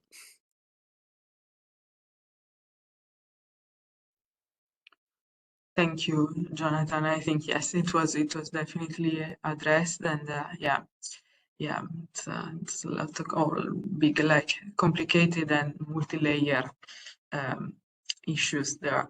But yeah, I will. Anyone else wants to comment? Perhaps Katarina or? Yeah, I think many of the things that I was gonna mention, thinking about, have already been mentioned. But maybe to move a bit out of just Halle and look at all the coal mining regions in Germany, I think it's many of the issues or challenges that we heard about were very similar, and especially when we talk about the Eastern German mining regions, the Alsatia and the Central German mining region. We see these problems or these challenges, especially in rural areas where there's also still the transition experience of the transition that has been going on in a sense for the past 30 years. And maybe fears and this identification that we heard about, not just with copper, but of course also with coal and coal mining, and experiences in the past of the brain drain that Alina mentioned. So people, and especially women, leaving the region. And I feel that this is something that even when we talk about youth, we need to keep in mind, because and Jonathan already talked about it, but we need more knowledge about the future jobs, the jobs that are being created, to kind of move the conversation away from just we are losing jobs in the coal mining, but actually becoming aware of all the potential and all the jobs and the different opportunities that are actually being created in the regions, in each and every coal mining region, to avoid this going on, to avoid this brain drain, to avoid people not seeing that they have a chance to create a future in their region, because the transition is going on, it's been going on, it will be continuing, so it will affect for sure the lives of the youth over the next years, and becoming a part of it, becoming aware, I think is really, really crucial to kind of try to connect the second question already a little bit with the first one. Thank you, Katerina. Maybe then other regions and international level want, there are comments there. Maybe Anna, do you want to add anything to that? No, I think I mentioned already our main marginalized youth groups right now, and that green transition right now can be a tool how to help them to be reintegrated in new regions where they are now located. For example, if they're internally displaced persons, and also perspective of creation of new like green jobs is really high in Ukraine. The potential is really high. So some programs should be created on the state level. And yeah, I will tell more about also how youth participate right now after during the next questions. Yeah, thank you. Thank you, Anna. What about the international perspective, not specific on regional country, but you want to add anything, Daniele? Yes, very shortly. The categories, of course, could be not the same in many regions, countries of Europe, not only. I would like to highlight now that when we talk about marginalized youth groups, we are talking at least or triple discrimination, no? Because the marginalization came from inequalities in communities, and already all the youth are marginalized from the decision-making process and other things, and participation in general, and also came from rural areas or migrant background or discriminated identities and so on. And for the second question, it is very interesting also to say that this affection by the green transition is not only has to be seen in a negative way. Because yes, negatively, everyone and the youth, and especially the young woman in particular, are affected by climate change. But when we talk about green transition, the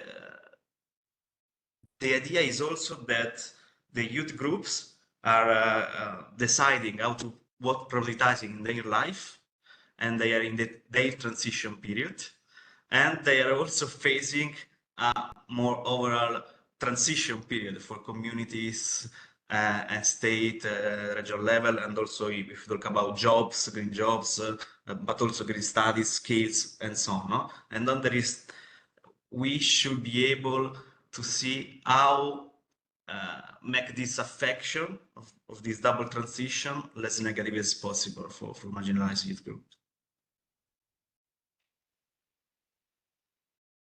Thank you, Daniele, for this perspective. I think we can then go to the next question. We looked a bit at the challenges. Maybe now we try to look into recommendations for solutions. So, can we have the next slide, please?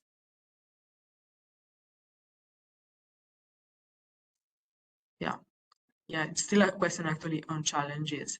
What are the main barriers to engaging young people in the just transition process?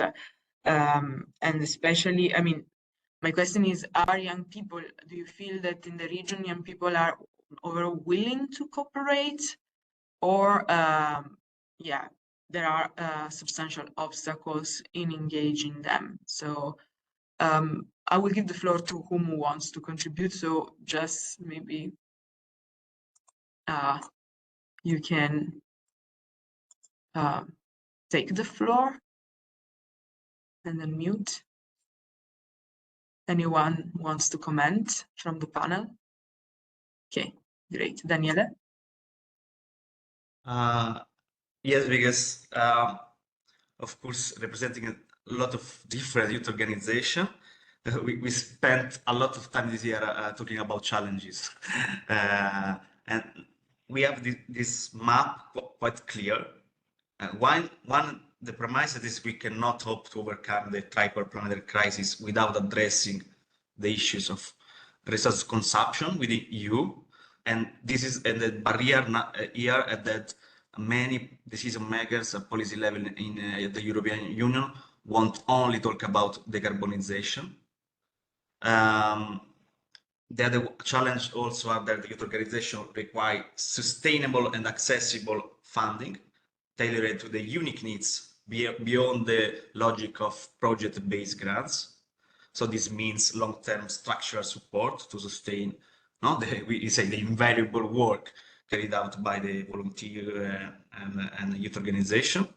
Of course, we see also as challenge the rise of authoritarian tendencies in Europe also that pose a grave threat to the work of youth organization activists, what we call in the debate, the shrinking civil space in Europe too.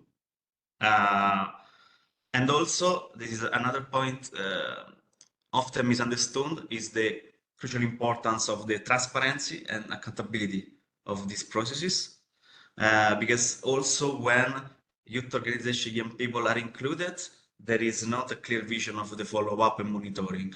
And so this lack is not only a lack of finances, a lack of skills, education, opportunity, but also a lack of political vision on it.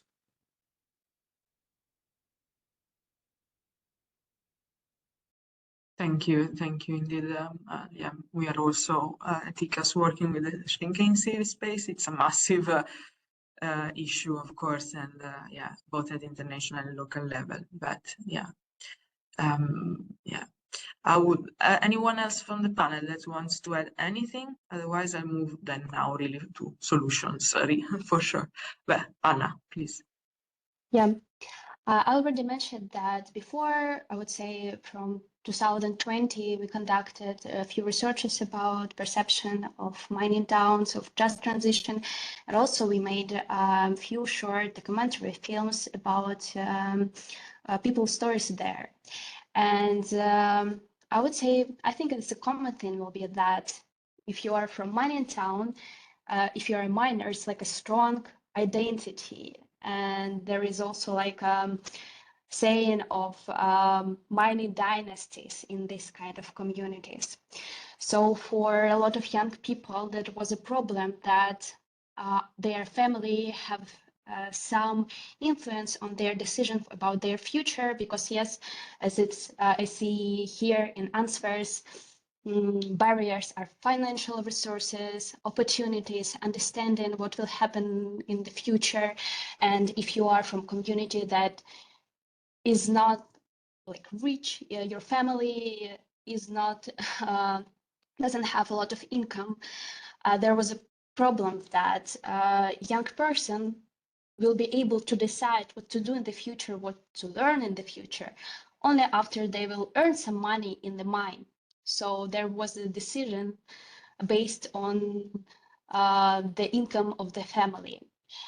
So before full-scale invasion, for example, have some cities dealt with it. In Donetsk region, there's a city Vuhledar, and they actively worked on transformation and just transition. So they developed a project for alternative water supply and mine water treatment. And they worked with young people, especially with the Vuhledar College of Mariupol University, and created a kind of a cluster for reorientation young people so that they would not go to the mine, but could get other specialties, other background. And what they noticed, not many young people have connected already their lives with the coal, with mining. So this transition has already been underway, and so some tools and platforms for these young people, that's what was needed. Even before the war, community managed to launch a number of initiatives. For example, the city opened the Vuhledar Development Agency, so citizens could come there with their plans, and the agency would decide how to help this person to implement this idea. Right now, the saddest and most tragic practice of involving young people in solving the issues of their community is their participation in defending of the country. Another part of youth that are refugees and internally displaced people, for them, it's important to ensure their safety. So that's one of the main barriers right now, their well-being, for their effective participation. So because despite of difficulties, the active youth who have already been working on green transition issues, they continue their work. And Ukraine has been actively working on developing programs and strategies for post-war reconstruction. What young people use to be included in this transition process, they use other non-governmental organizations, for example, but there is no like specific mechanism or instrument like board to advisory board for some ministries that is made from youth representatives. But as I said before, the biggest part of these communities are placed in the east of Ukraine, where we have active hostilities, and there is another communities that is dependent on coal and mines on the in the western part of Ukraine. And the thing is that even it somehow seems that it's not a priority right now to work on green transition in this region. But if we think about how we will reintegrate regions that are now destroyed or under occupation, we need to have already a success case. And how to create it, we need to work with these communities in the western part of Ukraine. We must work, and we are already working on some government programs, funds from international donors and organizations, so we can implement numerous projects that will provide decent salaries for employees and accordingly budget revenues. In this regard, it's important to support youth startups there and initiatives to create positive cases. So, because, as I said, we must remember for many coal mining towns that are currently under occupation, and after these territories are returned, we need a positive experience of just transition. And as we will face even greater challenges of these communities in the eastern part of Ukraine, and these challenges cannot be right now evaluated in these barriers. Yeah, thank you. Thank you. Anna, indeed, I think, yeah, it's a global problem, this of green transition and just transition, and yeah, we should always keep an eye, even if there are other crises ongoing. I think Alina has the raised hand. Can I add a few words? Okay, so I want to state, besides knowledge and transparency, there's also a need for more use-adjusted processes. They often would need to be more fun and more cool in a way, and not so formal. And yeah, this would attract other persons, I would say. Then young people often think in more short time frames, and there's also a lot of frustration already too. Even with, for example, the Planathon, many people put so much work in it, voluntary work too, and I talked to some and they were a bit frustrated about it, but then in the end you have a nice thing you hand over, but what would happen with it is it's not clear. So that's a problem too. I'm concerned that these people would not take so much time another again, and it's often collection of ideas, and then the implementation does not happen, and that's a problem. And in generally, still among young people, the content about sustainability rank very high. So I mean, before there was a question too, are they willing to cooperate? I would say most of them, yes, if they could. But as we said before too, many are really troubled with other problems too. Thank you, Alina. I think then we can move to the next slide, and we can continue the conversation. So can we have the next slide, please? Thanks.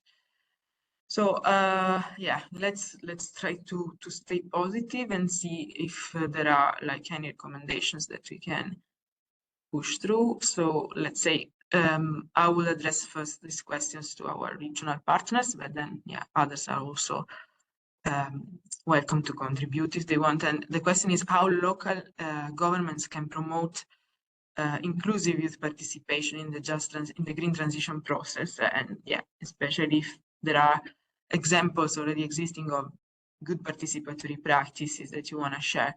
So if Amalia is there, I would start with her this time. Yes, I'm here. Maybe also following to the points that I have already presented. I guess it is also the matter of not only promoting, but also creating an action to enable the inclusive youth participation takes shape. And importantly, that we think that not only on the case of just transition in the region that we already discussed, but in overall, let's say, changing region, also in the region that is close to Saxony Anhalt in Thuringia, for instance, which is also experiencing a very difficult shrinking processes. I think certain aspects need to be considered, especially from the policymakers or local governments, also in supporting different programs which addresses different form of participations of young people. So not only addressing the issue of engagement, but co-creation of the project that they are willing to commit to, but also in making sure that these ideas will be implemented, whether it is in the small measures or big measures. So there is a kind of continuous monitoring and delegating of the ownership of certain measures for young people. We also found, for instance, I think Daniela was mentioning the structural issues of in the form of lack of prospects of continuous projects. Young people are often willing to contribute only when they think that they can do something about it and it will change something around them. So the visionary thinking needs to be first co-created by themselves, right? And it requires a lot of not only monitoring but mentoring. So I'm not sure to what extent that this can be continuously monitored if important projects only for like 2 or 3 years. There is a very specific limitations in a lot of projects that we are now implementing with because of the limitations of the funding.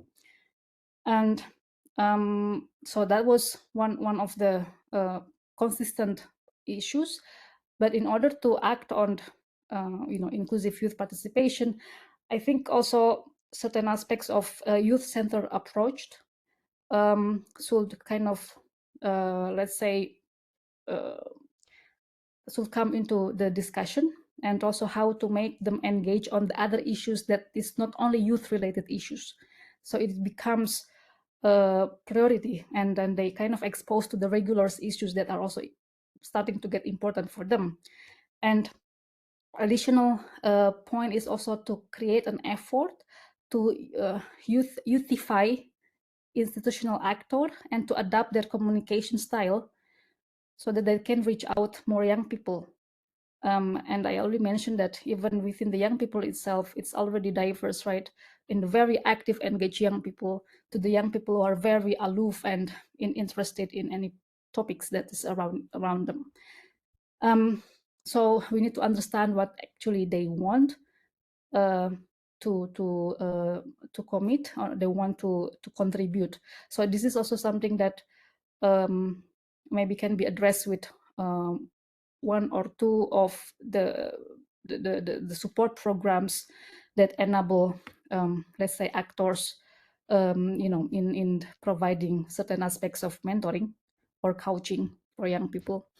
And another thing is also for young people, it's very important to understand that they have clear roles and responsibilities when they are delegated or when they are shown any challenges or topics, like what is their positions on that topic. Let's say, am I a part of, I don't know, let's say youth editorials? Am I a part of youth parliaments? Am I the person who will ask me to do things on the ground? What is actually the roles of the young people and what are my responsibilities? And they need a very clear setting, clear instructions that is supposed to be a part of this co-creation that they kind of deciding it within themselves.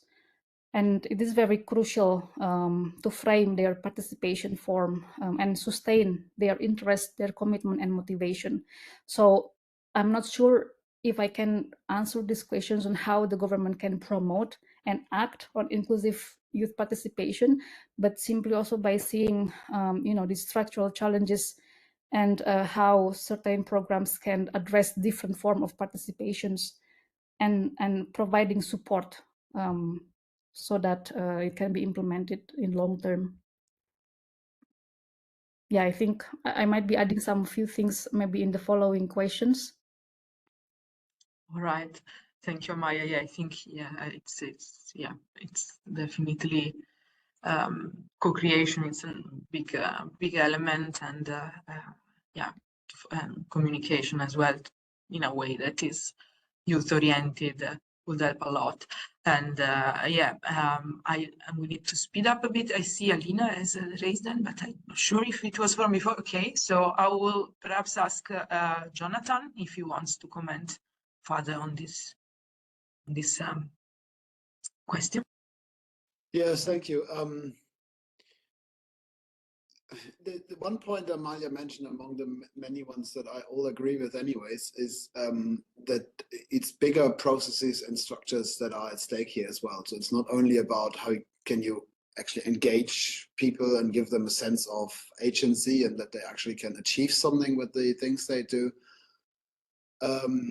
So one thing I find always a bit problematic is that we always delegate solving problems to the youth. It's not so long ago that I was part of the youth and everyone told me that I would solve the problems of the future for the older generation who's too old to do it. And I don't think we have to educate young people about the environment. They are environmentally friendly anyways. Their footprint is the smallest, and you should educate older people from the age 40 onwards. We are becoming less and less sustainable in the ways we live our lifestyles and have our choices and everything. Some is due to age, and a lot of it is due to having more money, having more opportunities, and maybe not having time to care about things. So I think there's a mismatch here that needs to be addressed, and that's something that could be addressed by governments as well as by other institutions, and that I think is important, because when you are a young person and you see older people older than you doing the right thing, it's very likely that you get inspired by it. But if you see everyone around you not doing the right thing, and then suddenly it's you who should do it, with not having the power, not having the money, not having the possibility, nor the life experience that you would need probably for all that, it gets very, very difficult. So I think all of these, including people for making them fit for participation, everything needs to include everyone else as well. So you need to make sure that it doesn't become like an exclusive, here's the youth, they are now educated and they are empowered and let's do it and let them have to solve all the problems for the others. That's not going to work. It didn't work when I was a young person, and it doesn't work today, and it probably never will. And it's a very easy way for adults to just give away the responsibility to the next generation and they will solve it for us. So that's one of the things I think needs to be addressed. How that could be addressed on a governmental level is very hard to say. I just can say that in our state here, so I'm not talking about Germany as a whole, but the state of Saxony Anhalt, in my view, the youth does not feature very high in the state politics. And if you look at the ministries and how the ministries are shaped and the main topics they work on and all that, it's hardly the main issues that they are working at or working for. And as I said before, I'm very cynical about it, but I feel that they're catering a lot to a very old and sometimes very grumpy generation, maybe rightly so, but even it's not all about them. So they need to accept that there's young people who have a life in front of them and have different opinions and different ideas of what they need and what kinds of life they want to live. Sorry. Thank you, Jonathan. As Katarina, anything to react on that? Yes, I do. I see many of the points, and I also feel that when we're talking about the different parts of Germany, there's probably no one-size-fits-all solution. I definitely see the co-creation. I think there are, and it is important to include the youth at different points and not just have, as Jonathan kind of explained, like a set of actions focusing on the youth, and then there's another set of action focusing on all the rest, and they don't go together. That's definitely necessary. I mean, we do see, we heard that, I think in the beginning also, Amalia mentioned it, that there is representation of civil society, also of youth, in the monitoring committees, for example, when we talk about funding in the regions. So there are things already happening and we need them more. I also think that, yes, it's not just about educating the youth and giving them knowledge that they might already have, but I do feel that it's important to also raise awareness and to even just create knowledge about where can I actually turn to, who can I ask, who is there, if I want to actually engage or become a part. I don't think that it's always a given. So I feel like we do need those approaches as well. We don't just need them for the youth, but also, in my view, need to at least create this offer and this chance to engage and to learn more, to work together, to also, and we mentioned this at several points, find a way to communicate this knowledge that is engaging and interesting to the youth, because, and especially in the German language, there's often a lot of words starting from Strukturwandel, going all the way, that might not be so interesting, or maybe when you hear them, you kind of zone out. So we need to find a way also to make it more interesting, to make it more engaging for young people to actually want to learn and want to know and also understand what's going on. Thank you, Katarina. So I think we really had to move on to the next question. So Jörgis, can you put the next slide, please? So, well, I will go then to our civil society experts, let's say. And yeah, I will ask first Anna if she wants to comment on how can civil society foster inclusive youth participation in the green transition, and if you have some examples that you want to share very briefly. We have 15 minutes still, so we have another question, so please. Yeah, from the experience that we have in the work with Ukrainian mining communities, the best was a platform that is uniting a few cities and communities from different regions that will include not only advocacy work, education work, and work with education of local authorities, what is important, but also that helps to find some financial support and grants for youth-led startups or another like every startup and business ideas which a community can create, and also that help to create what is like really important from local authorities to have clear communication with community, and also to provide an opportunity to create some successful case, for example, implementation of energy efficiency technologies or green energy projects. Yeah, because that's how it worked for the citizens and for the youth to see the perspective and the like more clear future, how they can live in the future without their mono-industrial environment that they used to live in before. Yeah. Thank you very much, Anna. Indeed, yeah, it's also to, like, the good point is like giving vision, giving perspectives. It's something that also the Bolster project is trying to test in there. Daniele, do you want to add anything about that? Yeah, shortly, but there is something that is not in the answer from the audience, is that we need urgently to collect data for youth groups and young people. For example, we elaborated with some partners the Youth Progress Index that civil society could implement and use in creating a local committees, special focus group, ensuring that no young people left behind. And also, I would like to bring at the table a practical example from Italy.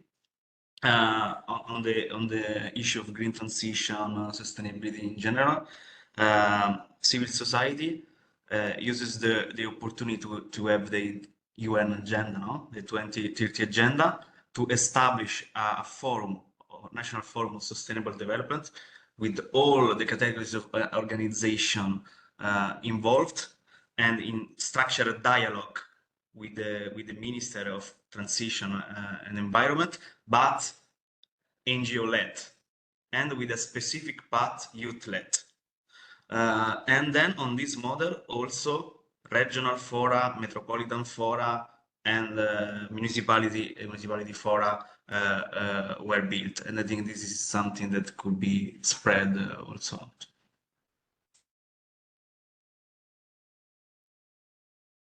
Thank you, Daniele. Has Alina any other comments to that? I think it's fine, the things were talked. I could add some good examples, but maybe I just put them in the chat. Okay, that's great. So let's move to the last question. And can you please give me the slide? Thanks. So what can the EU do to support the inclusion of young people in the green transition process, notably at regional level, but yeah, at local level, but not only? So I will go back to Daniele, perhaps, to respond to that, as being like working more. Always trying to be brief, of course. Basically, the European Union should do what in their plan they should do, in the sense that sometimes we don't need special things, path or something like that for the inclusion of young people in youth organization, but we need that all the things that are written in the documents will be respected and follow up. What we are asking now to the European Union on the green transition level are one directive on the resource justice, and to have binding targets for material footprint at the European Union level. Another things that is starting to move on, because we advocated for the European Youth Test during the European Year of Youth, and now in January the European Commission committed themselves to implement the youth check. That means that young people should be included from the co-design policy phases to the monitoring phase of any policy at the European level. The next step now for our specific topics is to ensure that the youth organization, the young people more affected by the green transition process, are included in this monitoring and impact assessment tool. Thank you, Daniele, for this brief answer. Anna, do you have views on that? Yeah. So something can be done right now, and something we should wait till the occupation of that community territories. First and foremost, after the occupation of the communities that are dependent on the coal territories, it will be necessary to assess the condition of not only the mines, but everything in general, to ensure people's safety and to study the state of pollution. And the question, what's next? Will people return there? Will we clean up the town, or it is so contaminated that only fields will remain? First of all, we need to demine these territories to get rid of all bombs that are there. And we cannot do it without international help. The territory is huge, the size of South Korea, I would say. And second, we need to plan the economic and business recovery, where we need the help of our EU partners. And before doing anything, we need to think about like goals and plans, gather and talk to these people. So we need to create the platforms to talk with them, and we need to protect young people that are affected by war and help those who are interested in developing strategies for the region's recovery. And this can include free educational or training programs and the exchange of best practices with the EU countries also that are in this process of just transition, and also grant support for yes startups. Thank you. Thank you, Anna, for this recommendation.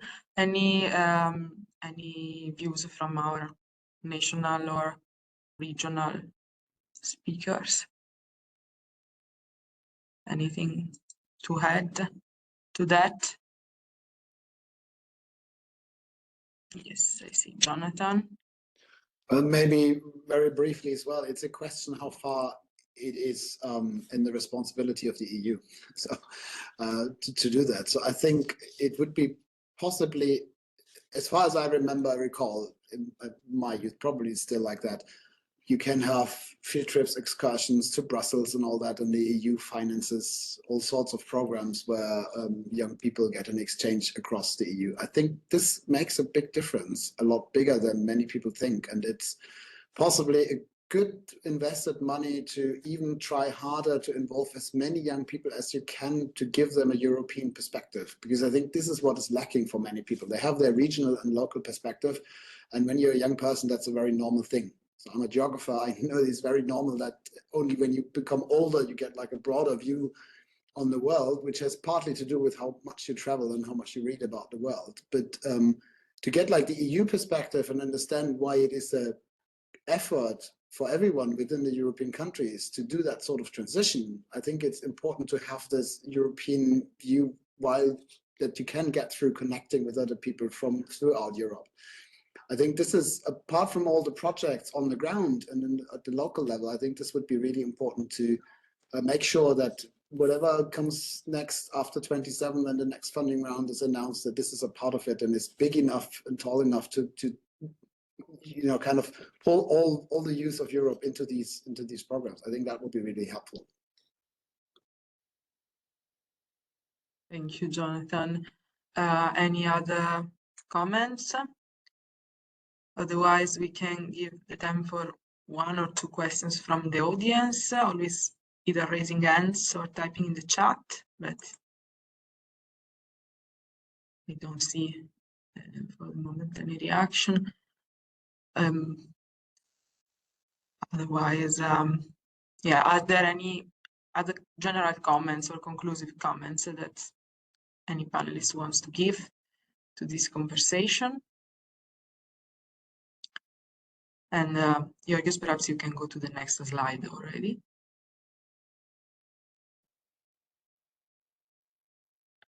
No? Okay, yeah, it was a long event, and thank you very much for your attention. I think, yeah, we had a lot of elements of reflections from the discussion and the issues that are affecting young people in the region, the lack of funding, and specific fundings and earmarking, and yeah, I think there were a lot of very helpful insights, both from the public on the sliders and from the panelists, which I really thank very much for joining this super interesting conversation. And yeah, we are publishing the recording in the coming weeks. We will let participants know when they are on the ICAS and Bolster website. And we will have soon in spring, April and May, other regional policy dialogues. So we hope really to see you again at our events. And I thank you very much for all the participation. Thank you. Thank you. Thank you, everyone. Thank you. Thanks. Bye. Thank you very much.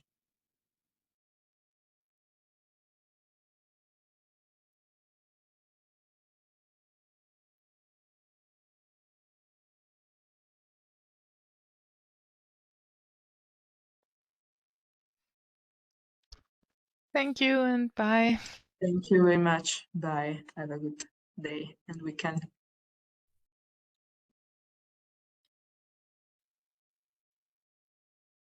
Thank you. Bye-bye.